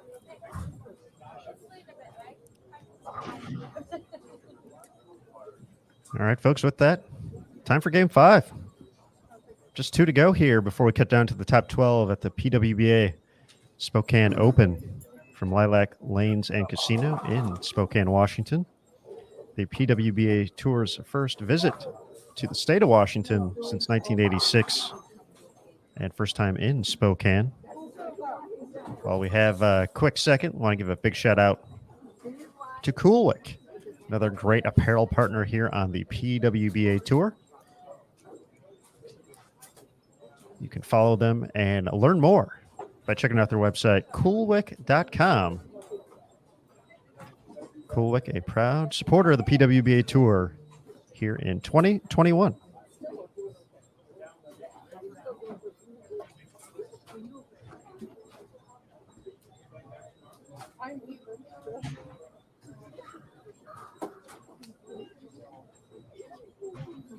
I think I can make a quick switch of pairs as well here, since we do have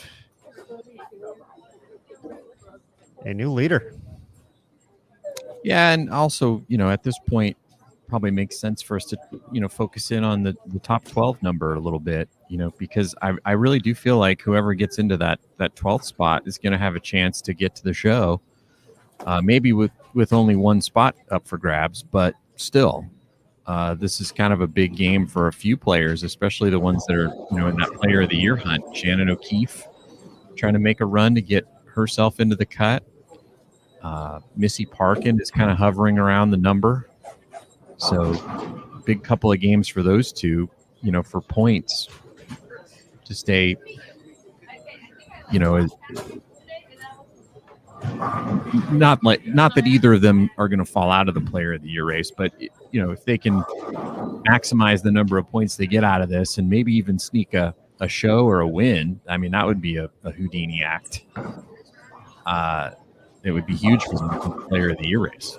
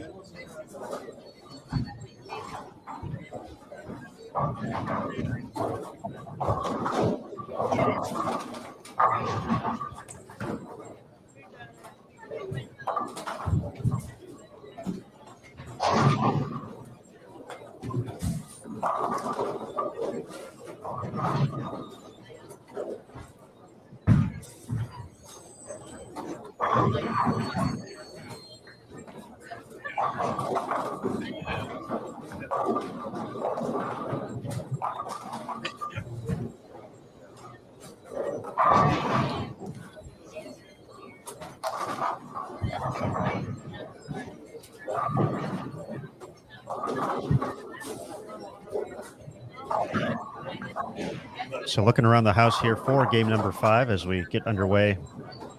Looking at lanes 25 through 28. Taylor Bailey, Liz Johnson, Dasha Kovalova, Nu Wei Fin, Shayna Ung, and Danielle McEwen. Over on 13 through 16, Misaki Mukutani, Bernice Lim, Shannon O'Keefe, Lindsay Boomershine, Maria Bolanova, and Kelly Kulik. On 17 through 20, Clara Guerrero, Shalyn Zolkeefly, and Daria Payuk. Abby Ragsdale, Kayleen Folks, and Missy Parkin. Then over on 21 through 24, Maria Jose Rodriguez, Diana Zavyalova, Caitlin Simpson, Ashley Galante, and Birgit Norex.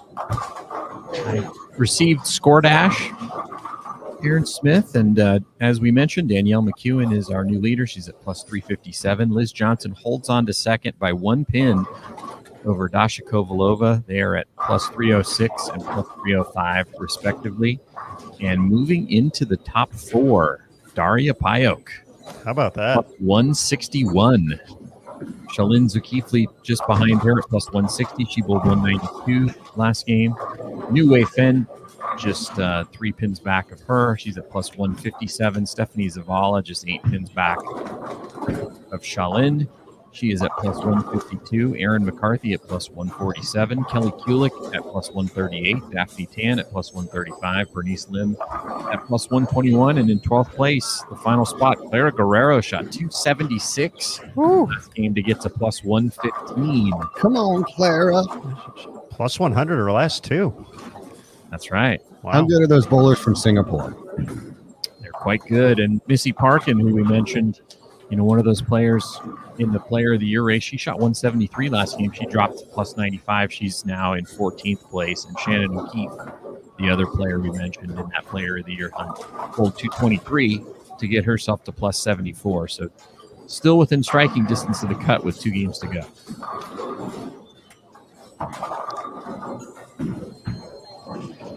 James wants a Bold TV dress shirt. Yeah, we should make one like Yeah. a tuxedo print. Old TV Yes. with the tuxedo. I think George Lambert used to have a tuxedo jersey. It was one of my favorite jerseys ever. I saw my favorite jersey that I've seen recently was at Junior Gold. What was it? It was a Breakfast Club jersey. Oh, that's Oh, yeah. I remember awesome. Yeah. I didn't see it. Yeah, it was one of the U18 or U18 girls had the breakfast and the classic like fist in the air Yeah. Breakfast Club jersey. It was great. I was like, what? I was like, that's a good. dated reference. That's good parenting right there. Yeah, that is solid parenting. It's nothing like, having 18-year-olds that never have seen Harry Potter. No, it's not. That's bad. That's the worst. That's the worst. I'm not going to lie. After your guys' extended conversation about houses and such and all that, I was my girlfriend and I sat down and we took a quiz to find out which house I belong to. So, Oh, Aaron Smith. Okay, what are you? No, I'm gonna guess. I'm gonna guess. Yes, I'm gonna guess. There we go. I'm gonna go. I think you're a sneaky Gryffindor. Yeah, he's definitely a Gryffindor. Gryffindor. Yes. Yeah. that is correct. Yes. Gryffindor. Oh man, yeah. You know what? My first inclination might have been like a Ravenclaw, but then I was like, no. Yeah. He's got that pure heart, Yes. and that is Gryffindor all the way. Yes, he is. And a hard worker. Got like the Hermione Granger work ethic Yeah. with the Harry Potter selflessness. Yep. I love it, And the glasses. and the glasses, of course. Can't argue the glasses. That's that part definitely true. So, are you going to watch the movies? Yeah, we got to give you. I know your better half has been encouraging me to force your hand into watching some of these series.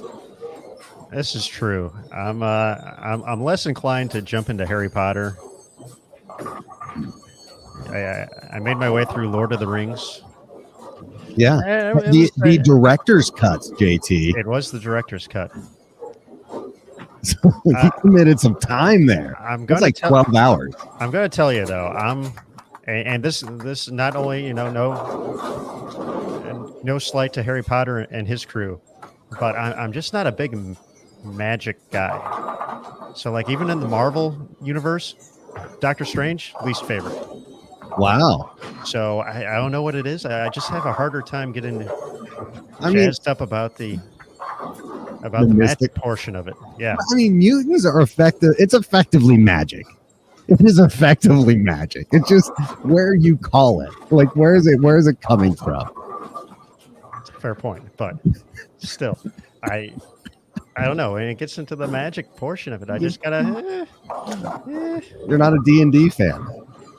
I am not. To be fair, I'm not. I haven't dipped my toe into that realm either. So I like the use of realm there. I like the use of realm. You know what? We're gonna sit down and we're gonna play one of my favorite tabletop games one of these days, Aaron Smith. And that game is called Gloomhaven. It is a tabletop game. The box, you buy this box, and I'm telling you, it's like 2 feet deep and 2 feet wide. It weighs like a double ball bag. It is like 30 something odd pounds. This board game, and it's so much fun. You'll get into the fantasy, Dungeons and Dragons, and magic. So, come on, I got you. I'll give it the old college try. Nasha, who needs spares Kovalova? Apparently. Come on, Dosh. Come on. I mean, that's the thing. I mean, I'm with you, Curtis. I want to predict that she's going to shoot her high game of the tournament because she's throwing a lot of strikes. Yeah. But every time she misses, it's 6'2" or 6'3". Hey, you have your sheet that you should have there, Stephanie. It will tell you where your next pair is. You worry me. Hey, Siege. Hey, CJ. How are you, sir? Good morning, afternoon. It looks like she's on the low end, just outside. I think she's on 9 and 10. I think it looks like 9 and 10.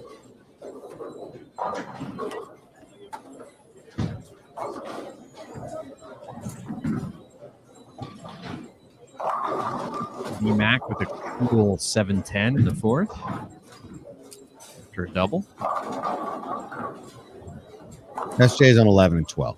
Nice update there. I will blame this. The masking units, we put our logos up, they're actually covering the lane numbers. Yeah, but the lane numbers are printed on the scoring monitors just below. Oh, they are? Yeah, so we did that. Yeah, there we go. Yeah. You know what? Now that my eyes are drawn to it, I can't miss it. Wow. I'm batting 1,000. I mostly asked for that because not for the players, but for myself, so I could know what lanes we were watching. Let's see Dasha. Let's see what Dasha does.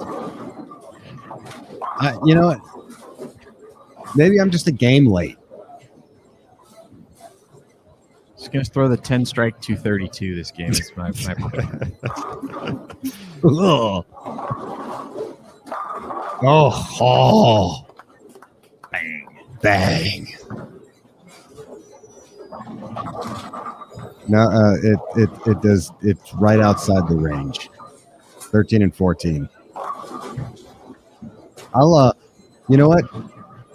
As one of our valued customers, Stephanie Johnson, I would go I'll get you a score update. I will go walk down there myself. And I'm committed to giving everybody the best experience they can. And I will go see what Stephanie Johnson, what you are shooting, what your game is right now, Stephanie. I'll tell you.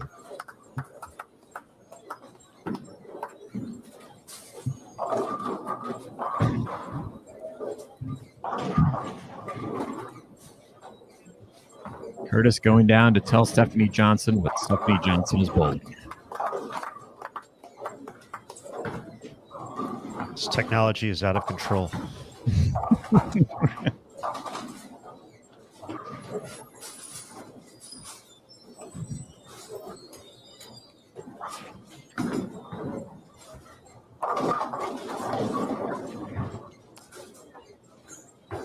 Side of Dasha, not a lot of strikes up there here, just in general on these pairs. Everybody started off with an open, which is pretty crazy. Yeah, I think you have to assume that that's because these two pairs are playing different than the ones they were on before. Dasha, and we've been talking about it quite a bit, but where do you play in order to give yourself the most consistent look from one end of the house to the other? And I feel like Dasha's got jeez. Man. Nasty. But she's just got such a nice look. I mean, it's not anything crazy, but she's just kind of keeping it in that oil with a very straight angle. Liz is playing further to the right, and for some reason, all of a sudden it seems like she's got a little bit of a hang spot down lane that she really hasn't had all week.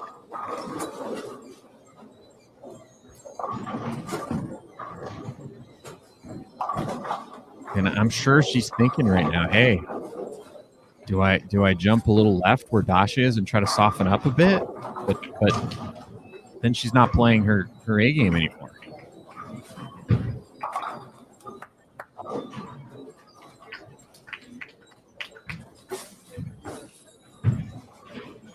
Danielle and Dasha are playing them very similar. And we're also at the point of the block where, the players that like to hook it a little bit more are starting to have a pretty nice look. So we very well could see, nice pair by Liz. Mm-hmm. But we very well could see, one of those players, an Aaron McCarthy or somebody along the lines of that, shoot a couple of big games these last two to get themselves right in the mix. I've got the Express Stephanie Johnson update. Newsflash. Opened in the 6th frame, has sitting there with 112 in the 6th. I went over there, so I shouldn't have gone over there. Because as soon as I did, she opened. She opened, yeah. She wash out, just ball never had a chance to come back, and I'll take that one, CJ. I'll put that one on my back, and bear the burden. Matt McNeil was none too happy about me showing up either. This is why we can't have nice things. This is how you get ants. Dasha Kovalova on a 216 pace, Curtis. Does that? Oh, weird. This is so impressive. It is impressive in a completely different way. I mean, actually, any way you cut it, it's impressive. But I mean, on this shot to do this is incredible. You almost never want it to end. I mean, I think she does. I know she does, but it was. Well, it's the old Mike Flanagan. Just keep shooting 660. Right? If you keep shooting 660, good things are going to happen. Yeah. It's like in football, if you can get 4 yards on the ground. Yeah. Every play. Yeah, that'll work.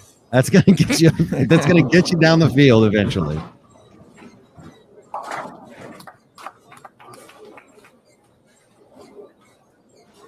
And I mean,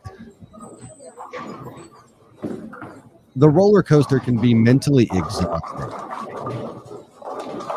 But knowing you're just always going to kind of be in the pocket, and it kind of gives you some confidence. And Dasha has some of the another smash 7 on that lane. Dasha just left one in the 6th, Curtis. Oh my gosh! Why you got up? We can't blame you for that one. Yeah, no joke. Dasha has some of the coolest jerseys. I love the color scheme, the artwork on it. She's got the Wichita State palette Yep. campus, right? So there's that reference. And then there's obviously her artwork. So it just kind of rolls everything that she is into one uniform. Yeah, it's so good. And then her ponytail matches the lettering. Oh yeah, that deep, that kind of muted purple. She's got the undercut going right now. Her mom is so metal. I love it. Like, she's just, Yeah. she's such a cool woman. Don't have to wonder where Dasha gets it from. No, you don't. You absolutely don't. You look 5 feet behind the pair she's bowling on, and you get it immediately. You have to know nothing about Dasha Kovalova, and you're like, oh yeah, that's her mom.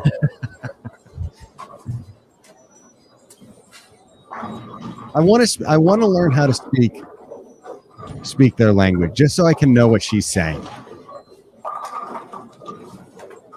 Danielle with a brutal stone 9. A lot of nasty taps this game.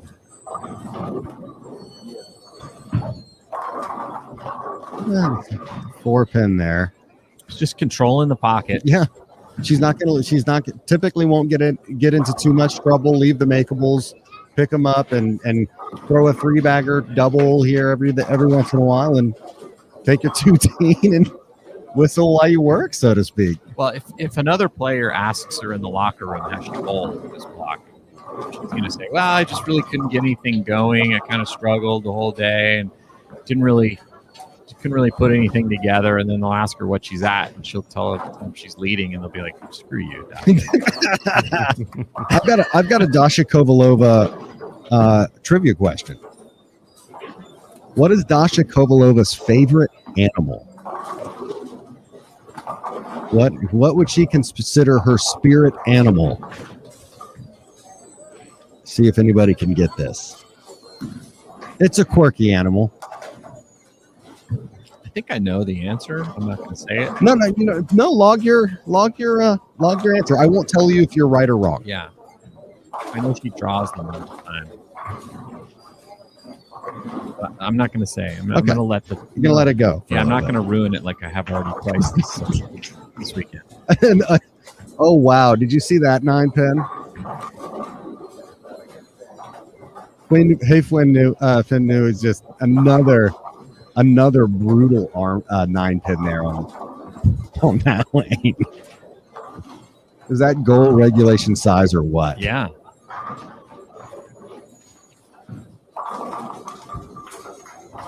So we have bear, armadillo, unicorn, armadillo, llama, sloth, armadillo. So there seems to be a aardvark. Love it. Panda. So far, armadillo is in the lead. Kimono dragon. Ooh, wow! She just threw that one down. Shark, zebra.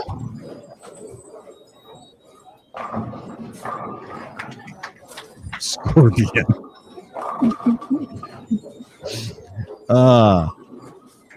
What did you think it was going to be there, JT? Armadillo. Yeah. It is the armadillo. Yeah. That's one you should know if you've been around it as long as we have and as much as we have. Absolutely. Guinea pig. I've got a true or false here, and it's about guinea pigs. In the Netherlands, it is illegal to buy a single guinea pig, and it is required that you at least buy 2 because they're as a pets because they are social animals. True or false? I'm gonna go with true on that. It just sounds like the right thing to do. It's also true in my house that if you buy a dog, you have to buy 2 because dogs can't possibly be alone. Yeah, no, absolutely. It's not my rule, but I live by it. Live by the rule, die by the rule. And the dogs also have to be as annoying as possible. Oh, we're getting an overwhelming amount of true. Hey, Jackie. Oh, yeah. No, it's so true. Yes. And Jackie says, yeah, I have two, and they can die from loneliness. Yes, it is absolutely true. Guinea pigs need to be in pairs at least because they are very social and loving animals, actually. Guinea pigs are very sweet.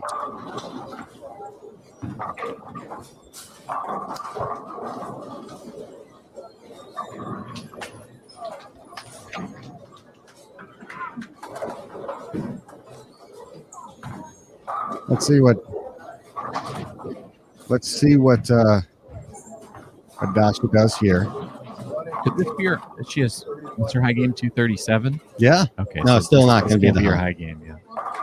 Oh, come on! Come on. Come on! And it continues. That was a hell of a 215 game. Yeah. Wow. Oh my. That's So if we give her the spare and a strike, her last four would have been 212, 216, 215, 215. Wow. I mean, it is. She's even. It's like she's going out there to prove it even more of a point about consistency here. 9-pin, 10-pin, 4-pin, 9-pin. Yeah, that's. You know what frame I came back in? 7th frame, I believe. Yes, sir. I once finished second in the JAT, 11 games, 5-game qualifying, 6-game match play. And then I went up the step ladder, bowled for the title. So I bowled 14 games, actually 15. And my low game was 211. My high game was 219. Ooh, that is a grouping. And I did not win. Lost to Robert Smith. He shot 260 at me in the final. And it was like 260 to 215. But I was very proud of that second place finish. No, that is the grind right there. That is absolutely the grind. And again, it just reasserts you got a front row seat to Maximum Bob all too often. Yes. and he knew. He's like, well, all I got to do is shoot better than 219, and I got this one won. This is a cakewalk. Oh, that guy was pretty good, and he still is pretty good. And you know what? One of the coolest laid-back guys you'll ever meet. Yeah. I mean, he's too cool for school. Yeah. He was one of the only people who I'd let borrow my car. No questions asked. Just because. Very trustworthy.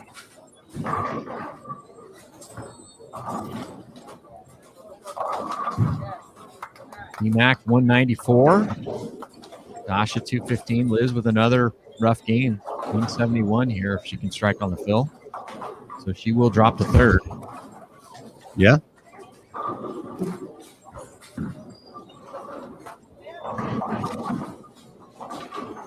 DMAC will still be our leader, but Dasha Kovalova will jump into second, and she'll make up a little ground on the lead.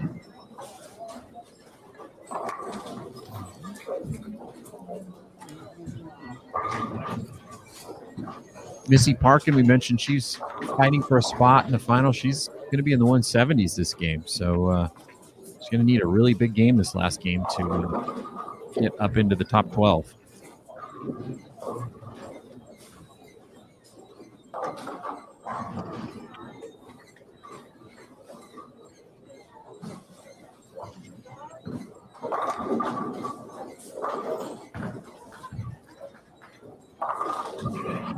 Man, we're really in game 6. Almost. We are just about to be. Yes.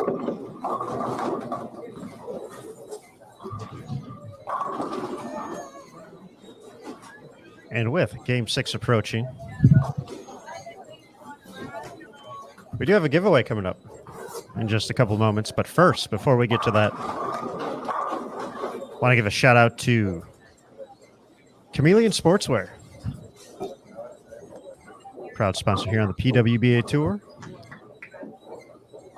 Chameleon, one of our apparel sponsors and your source for custom and creative design jerseys for individuals and teams. Be sure to visit their website at www.camsportswear.com, and that's Cam with a K, for more information. At Chameleon Sportswear, your style is our style. So big shout out to Chameleon. I know a few folks were talking about, or we were talking about, Dash's jersey design, and I believe that is done by Chameleon Sportswear. I think Sandy had mentioned that in the chat.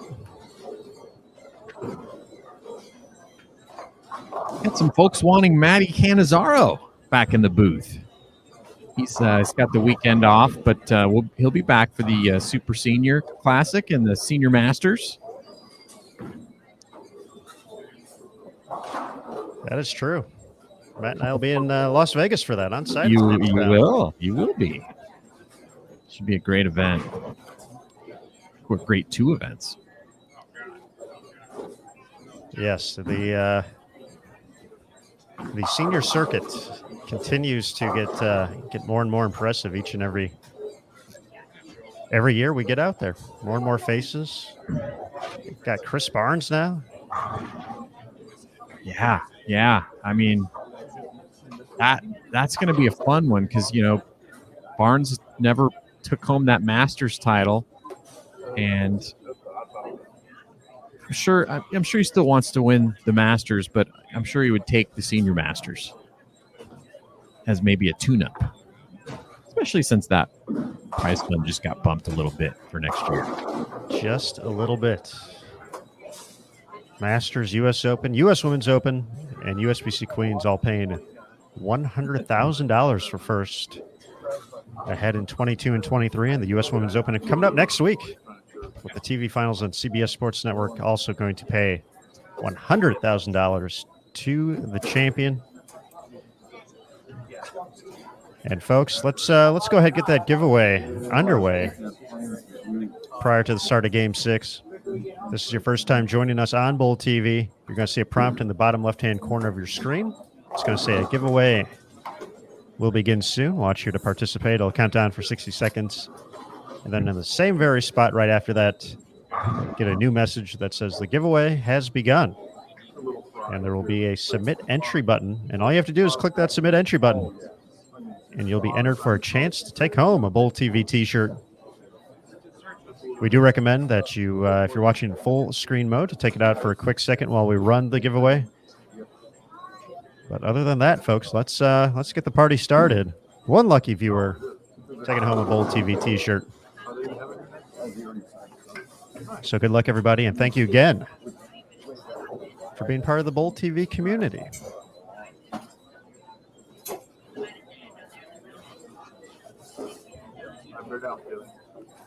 All right, as soon as we get the score update as well, we might hop around this final game to see the players in the mix for that top 12.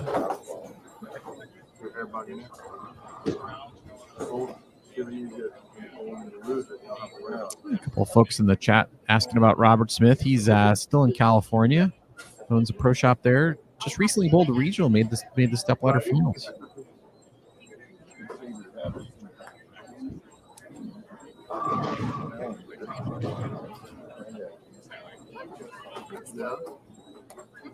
Also had some folks mention Mike Flanagan. Mike not on the schedule for us in the upcoming events, but we had him at the Junior Gold Championships. Did a fantastic job of commentating during the stepladder finals. Those are all available on YouTube, so if you didn't have a chance to check those shows out, they are available here on Bowl TV as well as on the Bowl TV YouTube channel.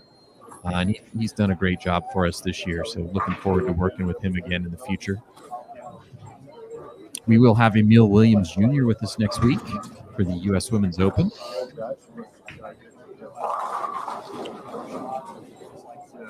So that should be a lot of fun. And for tonight's show, we'll have Dave Lamont and Carolyn Doran-Ballard calling the show alongside Aaron Smith. How about that? CDB and Dave back at it here on Bowl TV.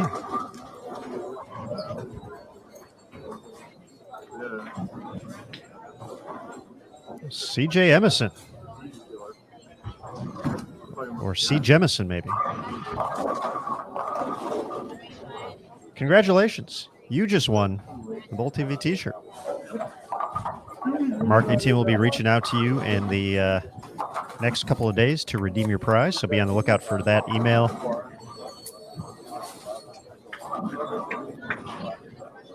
And thanks again to everybody for participating here and being part of the Bowl TV community.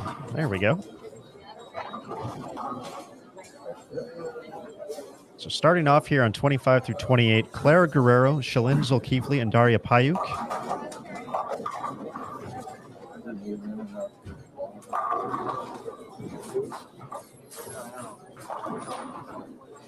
Over on 27 and 28, Abby Ragsdale, Kayleen Folks, and Missy Park. And also available on our featured pairs here in the final game. On 13 and 14, Shayna Ung, Danielle McEwen, and New Wei Finn. On 15 and 16, Summer Jasmine, Daphne Tan, and Stephanie Zavala. 17 and 18, Gigi Mason, Aaron McCarthy, and Verity Crawley. 19 and 20, Stephanie Johnson, Valerie Bercier, Rocio Restrepo. 21 and 22, Shannon O'Keefe, Misaki Mukutani, and Bernice Lim. And then on 23 and 24, Lindsay Boomershine, Kelly Kulik, and Maria Bolanova.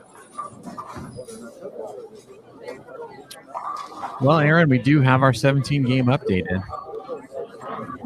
Would you like me to run down standings? It's all yours, JT. We got them online as well, so we got them everywhere. All right. Well, Danielle McEwen is your leader at plus 351. Kasha Kovalova in second at plus 320. Liz Johnson has fallen to third. She's now at plus 277. In fourth place, Daphne Tan at plus 163. Shalyn Zulkifli in fifth, plus 161. Kelly Kulik in sixth at plus 148, just slowly creeping her way up the leaderboard. Daria Payuk has dropped a few spots. She's at plus 133 after jumping into the top four last game. Erin McCarthy is in eighth at plus 132. Stephanie Zavala in ninth at plus 120. New Wei Fenn shot a 159 last game to put herself in jeopardy of missing the cut. She's at plus 116. Bernice Lim in 11th at plus 105. And Valerie Bercier has made a big run the last three games. 233, 226, 234 to get to plus 102. She is the number right now with one game left to go. First player out after that 224 and 226. Clara Guerrero drops to plus 94 after 179. 8 pins back of the number. Rocio at plus 91. 11 back. Shannon O'Keefe, 215 that game. She's at plus 89. Missy Parkin plus 74. Maria Jose Rodriguez plus 68. Stephanie Johnson plus 56. Birgit Norreichs plus 48. Diana Zavyalova wrapping up the top 20 at plus 43. And this is a huge game for O'Keefe and Parkin. Absolutely. Valerie Bercier, though, making hay, man. Making hay. Really great block by Valerie.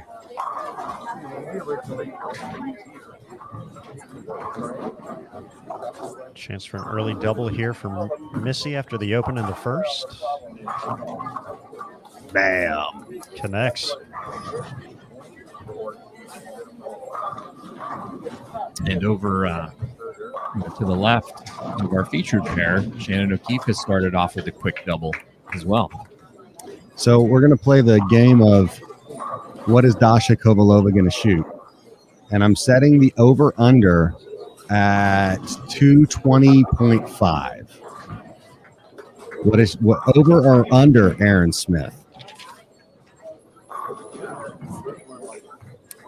I'm going to say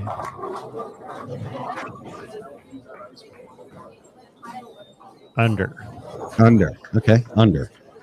I'm going to take the under as well. And Okay. it's just because she made the flip this game.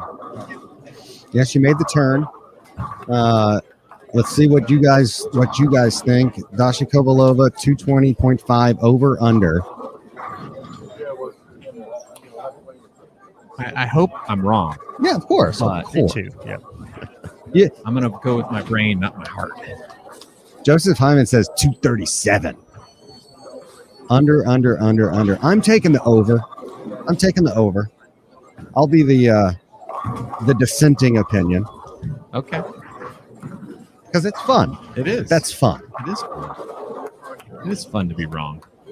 Whoa. Whoa. It's fun to lose and to pretend. Man. Come on, Jace.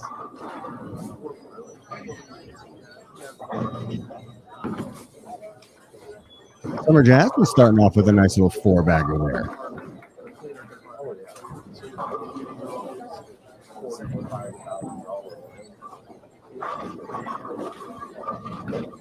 Under by a little, under by less than 5. Frank says over. Richard says over. I like it.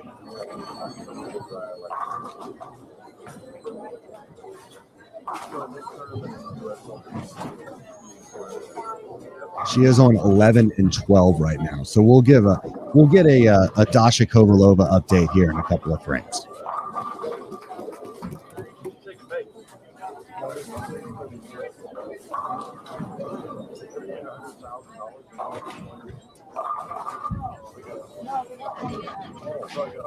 Actually, let's get a feel for. I'm going to go take a pilgrimage, y'all, and get a feel for what those bubble players are doing right now that are kind of outside of our reach. And I'm going to report back. How's that sound? Sounds good.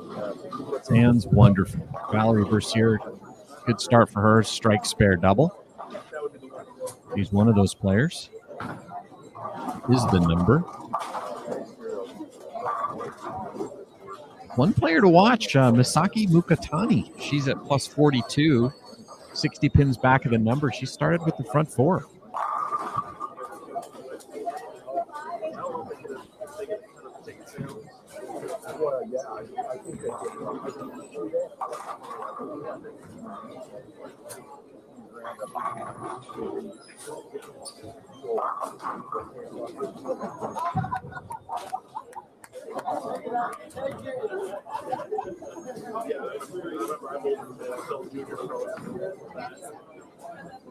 I would, if you're a big Missy Parkin fan, I would suggest you avert your eyes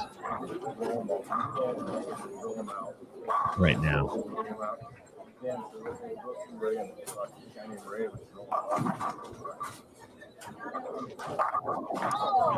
Oh, JT. Yeah, that was nasty. You know it's not going to be good, but you never know how bad it's going to be and how much it hurts to see that happen. At least it's spareable, and at least it was not on the double.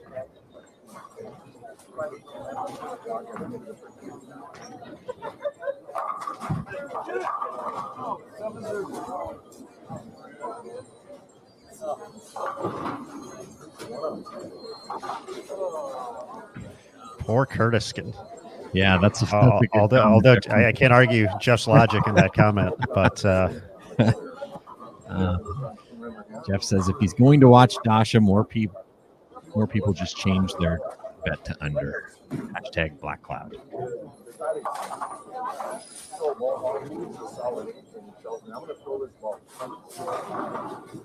So Summer Jasmine has started with the front 6 over on 15 and 16. She's at minus 82 though, so not going to be in the mix here for making a run at the top 12. Yeah, I think if you wanted to switch, we probably want to look at 21 and 22 because we have Misaki Mukatani who is just 60 pins back at. She's got the front 5, and Shannon O'Keefe, who is just on the outside looking in, has a decent game going. She's on a 205 pace through 5, can still shoot 255. We can head over there real quick. Taking a look at Stephanie Zavala over on 15 and 16 as well. She was in the number at the moment, plus 120. Rough start. Going to have more than likely 3 opens through the first 6 frames. So she's going to be looking to find something in the back half of that game. But yeah, let's make the switch.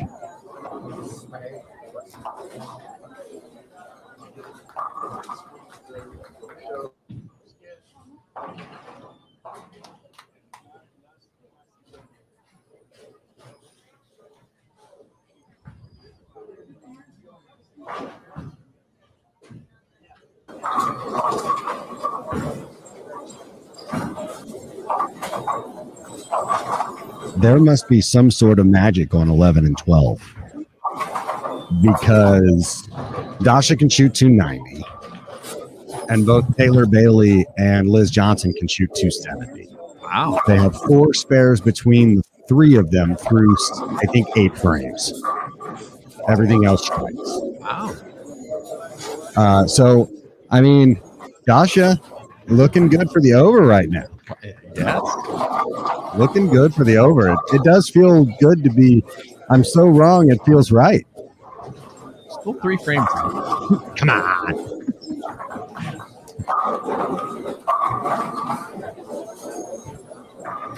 Interesting development, though. Stephanie Zavala having some struggles this game and could bowl herself out of the cut, especially when you look at what Missy Parkin is doing right now, although an open in the 6th by her not doing her any favors.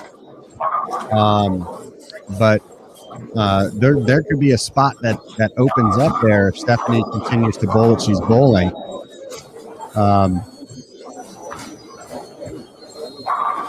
Clara's early in the game. She's only in the 3rd frame, so we'll continue to keep an eye on her. But yeah, Bernice Lim looks like she's bowling pretty decently. Has a 260 still possible for her. So those are some of the players that are kind of right there on the bubble. Maria Jose Rodriguez wasn't shooting anything, overly exciting, but she still has an outside pop. Diana Zavyalova kind of struggling there in her game, so I think she's probably run out of it a little bit. So Kelly Kulik there. She's going to be in. She's at plus 148 and on a solid game right now. Missy Parkin, I must have been looking at the wrong person. Missy Parkin over here actually not bowling a good game. She can only shoot 210, which I think is not good enough. So that is my mistake there. Yeah, the solid 8 didn't help, but she did put the 2, 4, 8, 10 and 7, and so that's going to make it very difficult for her to get there. She's going to need a lot of help from a lot of players. Let's see what Rocio Restrepo is doing here.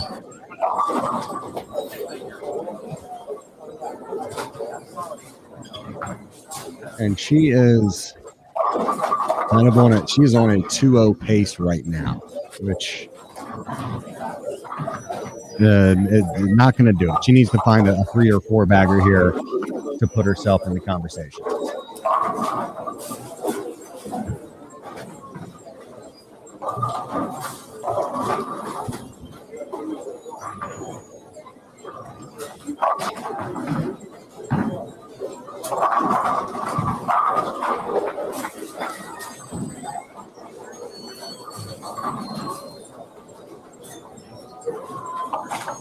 Mukatani with that open and the spare, best she can get to now 255, and that would put her at plus 97.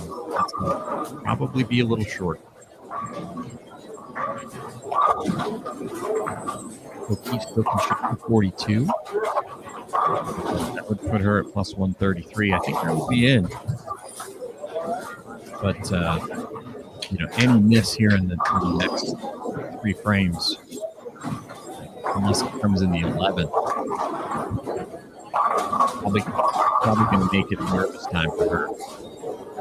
So she's kind of in must-strike territory.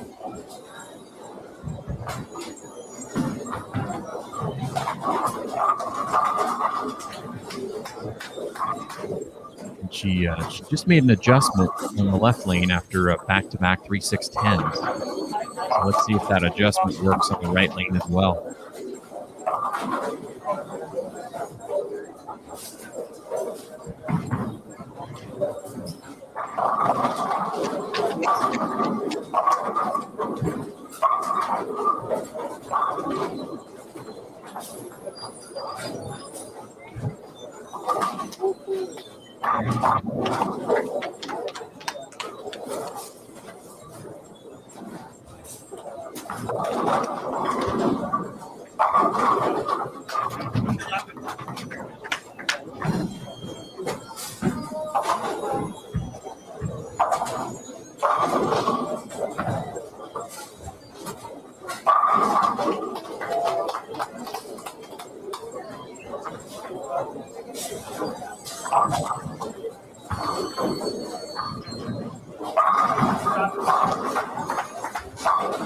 Big double for O'Keefe.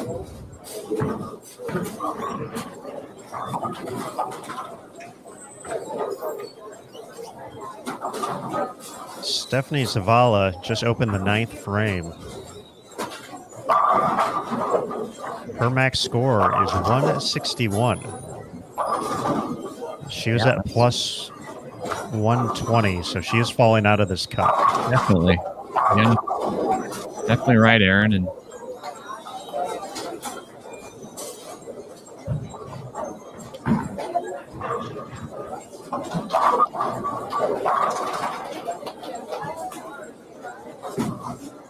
it's fun to watch great players, Aaron, come down the stretch with needing strikes to make the pass. That's what we're watching here with Shannon O'Keefe. Valerie Bercier, solid game going for her. She's 206 pace through 8 frames. 1 double, no opens. Erin McCarthy doing what she needs to do to maintain her spot in the top 12. We might have ladies and gentlemen, we might have a new leader. Dasha Kovalova does shoot her high game of the tournament. Let's go, Dasha. The 220.5 over. And she shoots 240s. She had a 247 possible with the fill ball left. She stoned a 9-pin actually in the first hit in the 10th. But Dasha Kovalova just she just letting things come to her. She never got just never shot anything below 2-teen.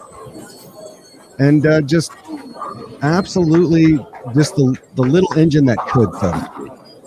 Just she shot, I guess, 190, or let's see, her low game was 196 was the first game. And then goes 212, 216, 215, 215, 240. Not very often that after 18 games on the PWBA Tour, on a condition that's difficult but not the most brutal thing we've ever seen in our lives, is leading the tournament with a high game of 247. Yeah, and the low game I think is even more impressive because the first 5 frames can get away from you so quickly on this pattern that you're like, well, I need to bail for that 180. And she never put herself in that position. And it's just beyond impressive. Yeah, O'Keefe's last 3 shots have been impressive. They're absolute must strikes. And they have all just been dead flush. This is a big shot here for her. Like she can shoot 240, 242, and that's going to put her really just. I think she's soft. She's in, but she strikes. She's going to get up here, okay. And this is the kind of frame that you expect. Arguably the best bowler, one of the best bowlers in the world over the last few seasons, men or women. That she's just going to put this one right in the pocket.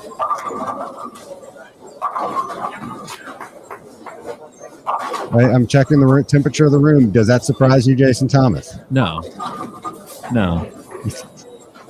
It's just what we've come to expect from her. Yeah, it's what makes great players great. You know, when their strike percentage is very high on shots where they absolutely have to strike to stay in the tournament, and that's what that was. I mean, she needed the last 5 strikes to make the cut, and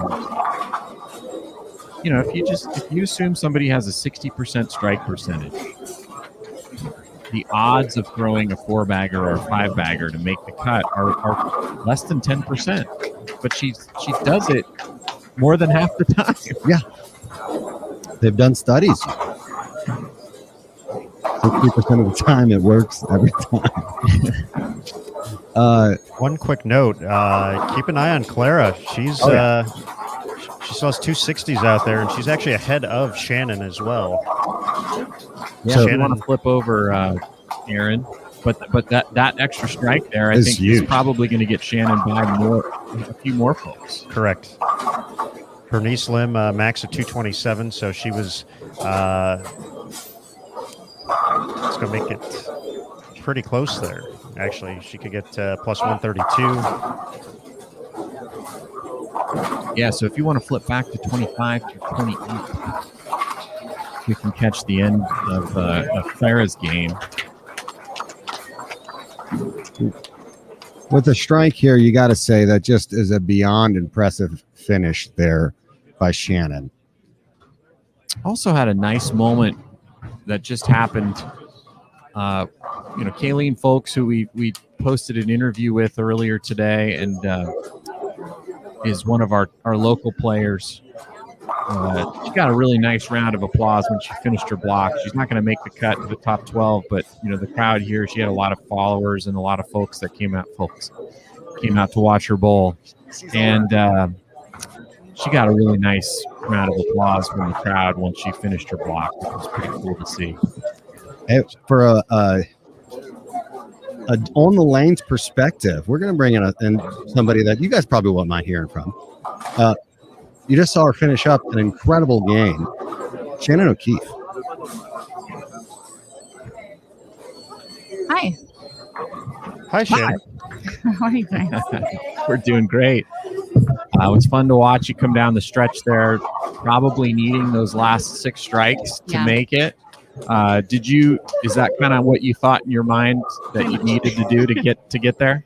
Pretty much. And I don't even know if it's enough to get there, but you just have to give yourself a chance. And all my misses are, I'm trying to make it strike. And so I'm getting really grabby at the bottom. And that is just not when I compete at my best. And so I just told myself, because both the back-to-back 3-6-10s were just grabby. The 4 shots before that were money. And I just, kind of told myself, all you can do is control what you can control. You can't control what the ball is doing or how the pins are going to react down the lane. You just have to throw good shots. You're just going to have to suck it up right here. And that was good. Yeah, it was. We saw you 3-6-10 in the 5th and 6th. Yeah. Were those just bad shots? Yeah, or? grabby. They were just grabby through the bottom, like trying to make it strike, because my 2 shots before that, I thought I threw really good and they were striking. And so you're kind of pressing a little bit and they were just grabby. And that is not how I compete at my best. So you just kind of told yourself, don't do that. Just settle down. Like it really boiled down to the point that I'm so grateful for the opportunity to compete and, to have fun. And however it's going to fall is however it's going to fall. And my faith is really big for me too. And so I just told myself that, all you can do is your best, and you have to be happy with it when you leave here. And that if it's meant to be, it's meant to be. If it's in God's plan for me, it's in His plan for me. If it's not, then I just have to be happy with how I finished the day. And that's how it was. Well, it looks like Clara's going to shoot a big game, and you obviously shot a big game. We don't know what some of the other players around did. We do know Stephanie Zavala fell out of the number. She shot 160, or her max score was 160 the last time we checked. But assuming you make the cut, looks like there'll probably be 2 spots up for grabs on the TV show still. Liz Johnson kind of struggled down the stretch to kind of open up another spot, maybe potentially. What do you think you need to do to get there in these next 6 games, assuming you do make the cut? That's a good question. I have no idea.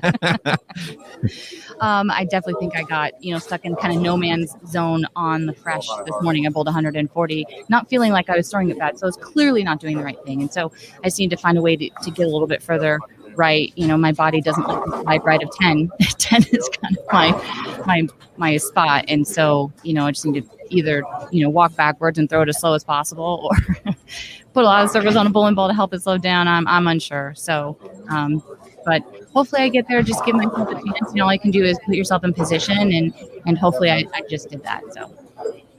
Well, great finish. Thanks, Shannon. Thank Good luck getting in, and we look forward to watching you bowl here in a couple hours. I hope so. Thank you. Yeah. Bye, guys. All right, instant reaction there from Shannon. Awesome stuff. New Way Finn, 224. She was at plus 116, so she's going to be good. Bernice Lim got to 226 that game, so she'll be at plus 131. Valerie Bercier. And by the way, she's tied with Shannon at 131. At 131? Yeah. I had Bercier's score up here somewhere. Bercier shot 202. 202, so Clara and Shannon are going to go around her. Stephanie Zavala is dropping out. Erin McCarthy had a good game. Daria we're just watching Daria. Or we're still watching Daria as we go back. So 212 is going to be enough for her to stay in. Kelly was on cruise control that game, so she got to 199. That's going to be enough. So I think it's going to be Shannon and Clara jumping in. Well, it could be a tie for that 12 spot with Bernice and Shannon. Could have a 1-game roll-off. But they passed 2 people, though. So Stephanie So Zavala. they're both in a tie for 11th. They'll be tied for 11th, yeah. Gotcha. At least by my unofficial math right now. We don't have to bring up Jim Stefanich then. Although I guess I just did. But I think with those 2 dropping out,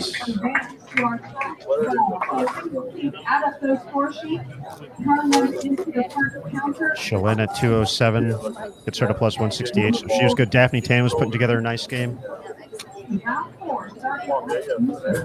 She shot 233, so she's going to get to nearly plus 200. Well, Clara ended up 129.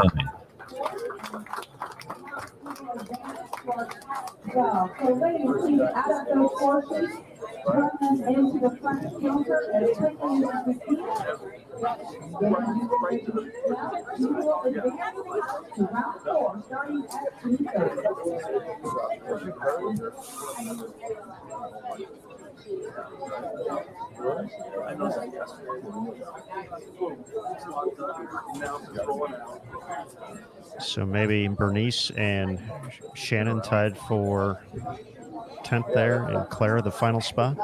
Yep. Plus 129.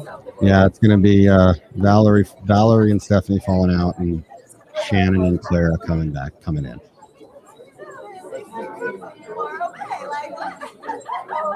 Wow, what a game by Shannon O'Keefe.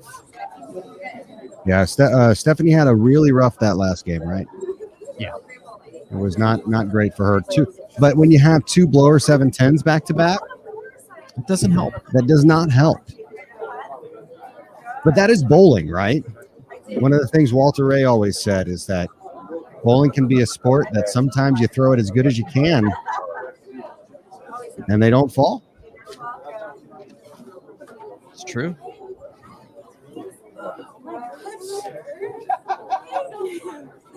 All right, well, we'll stick around on the air until we have our final number. It doesn't look like there's a tie, so that's a good thing. Yeah. And the legend. And we don't have to bring up Jim Stefanich. Yeah. Yes, we will definitely not bring up Jim Stefanich right this block.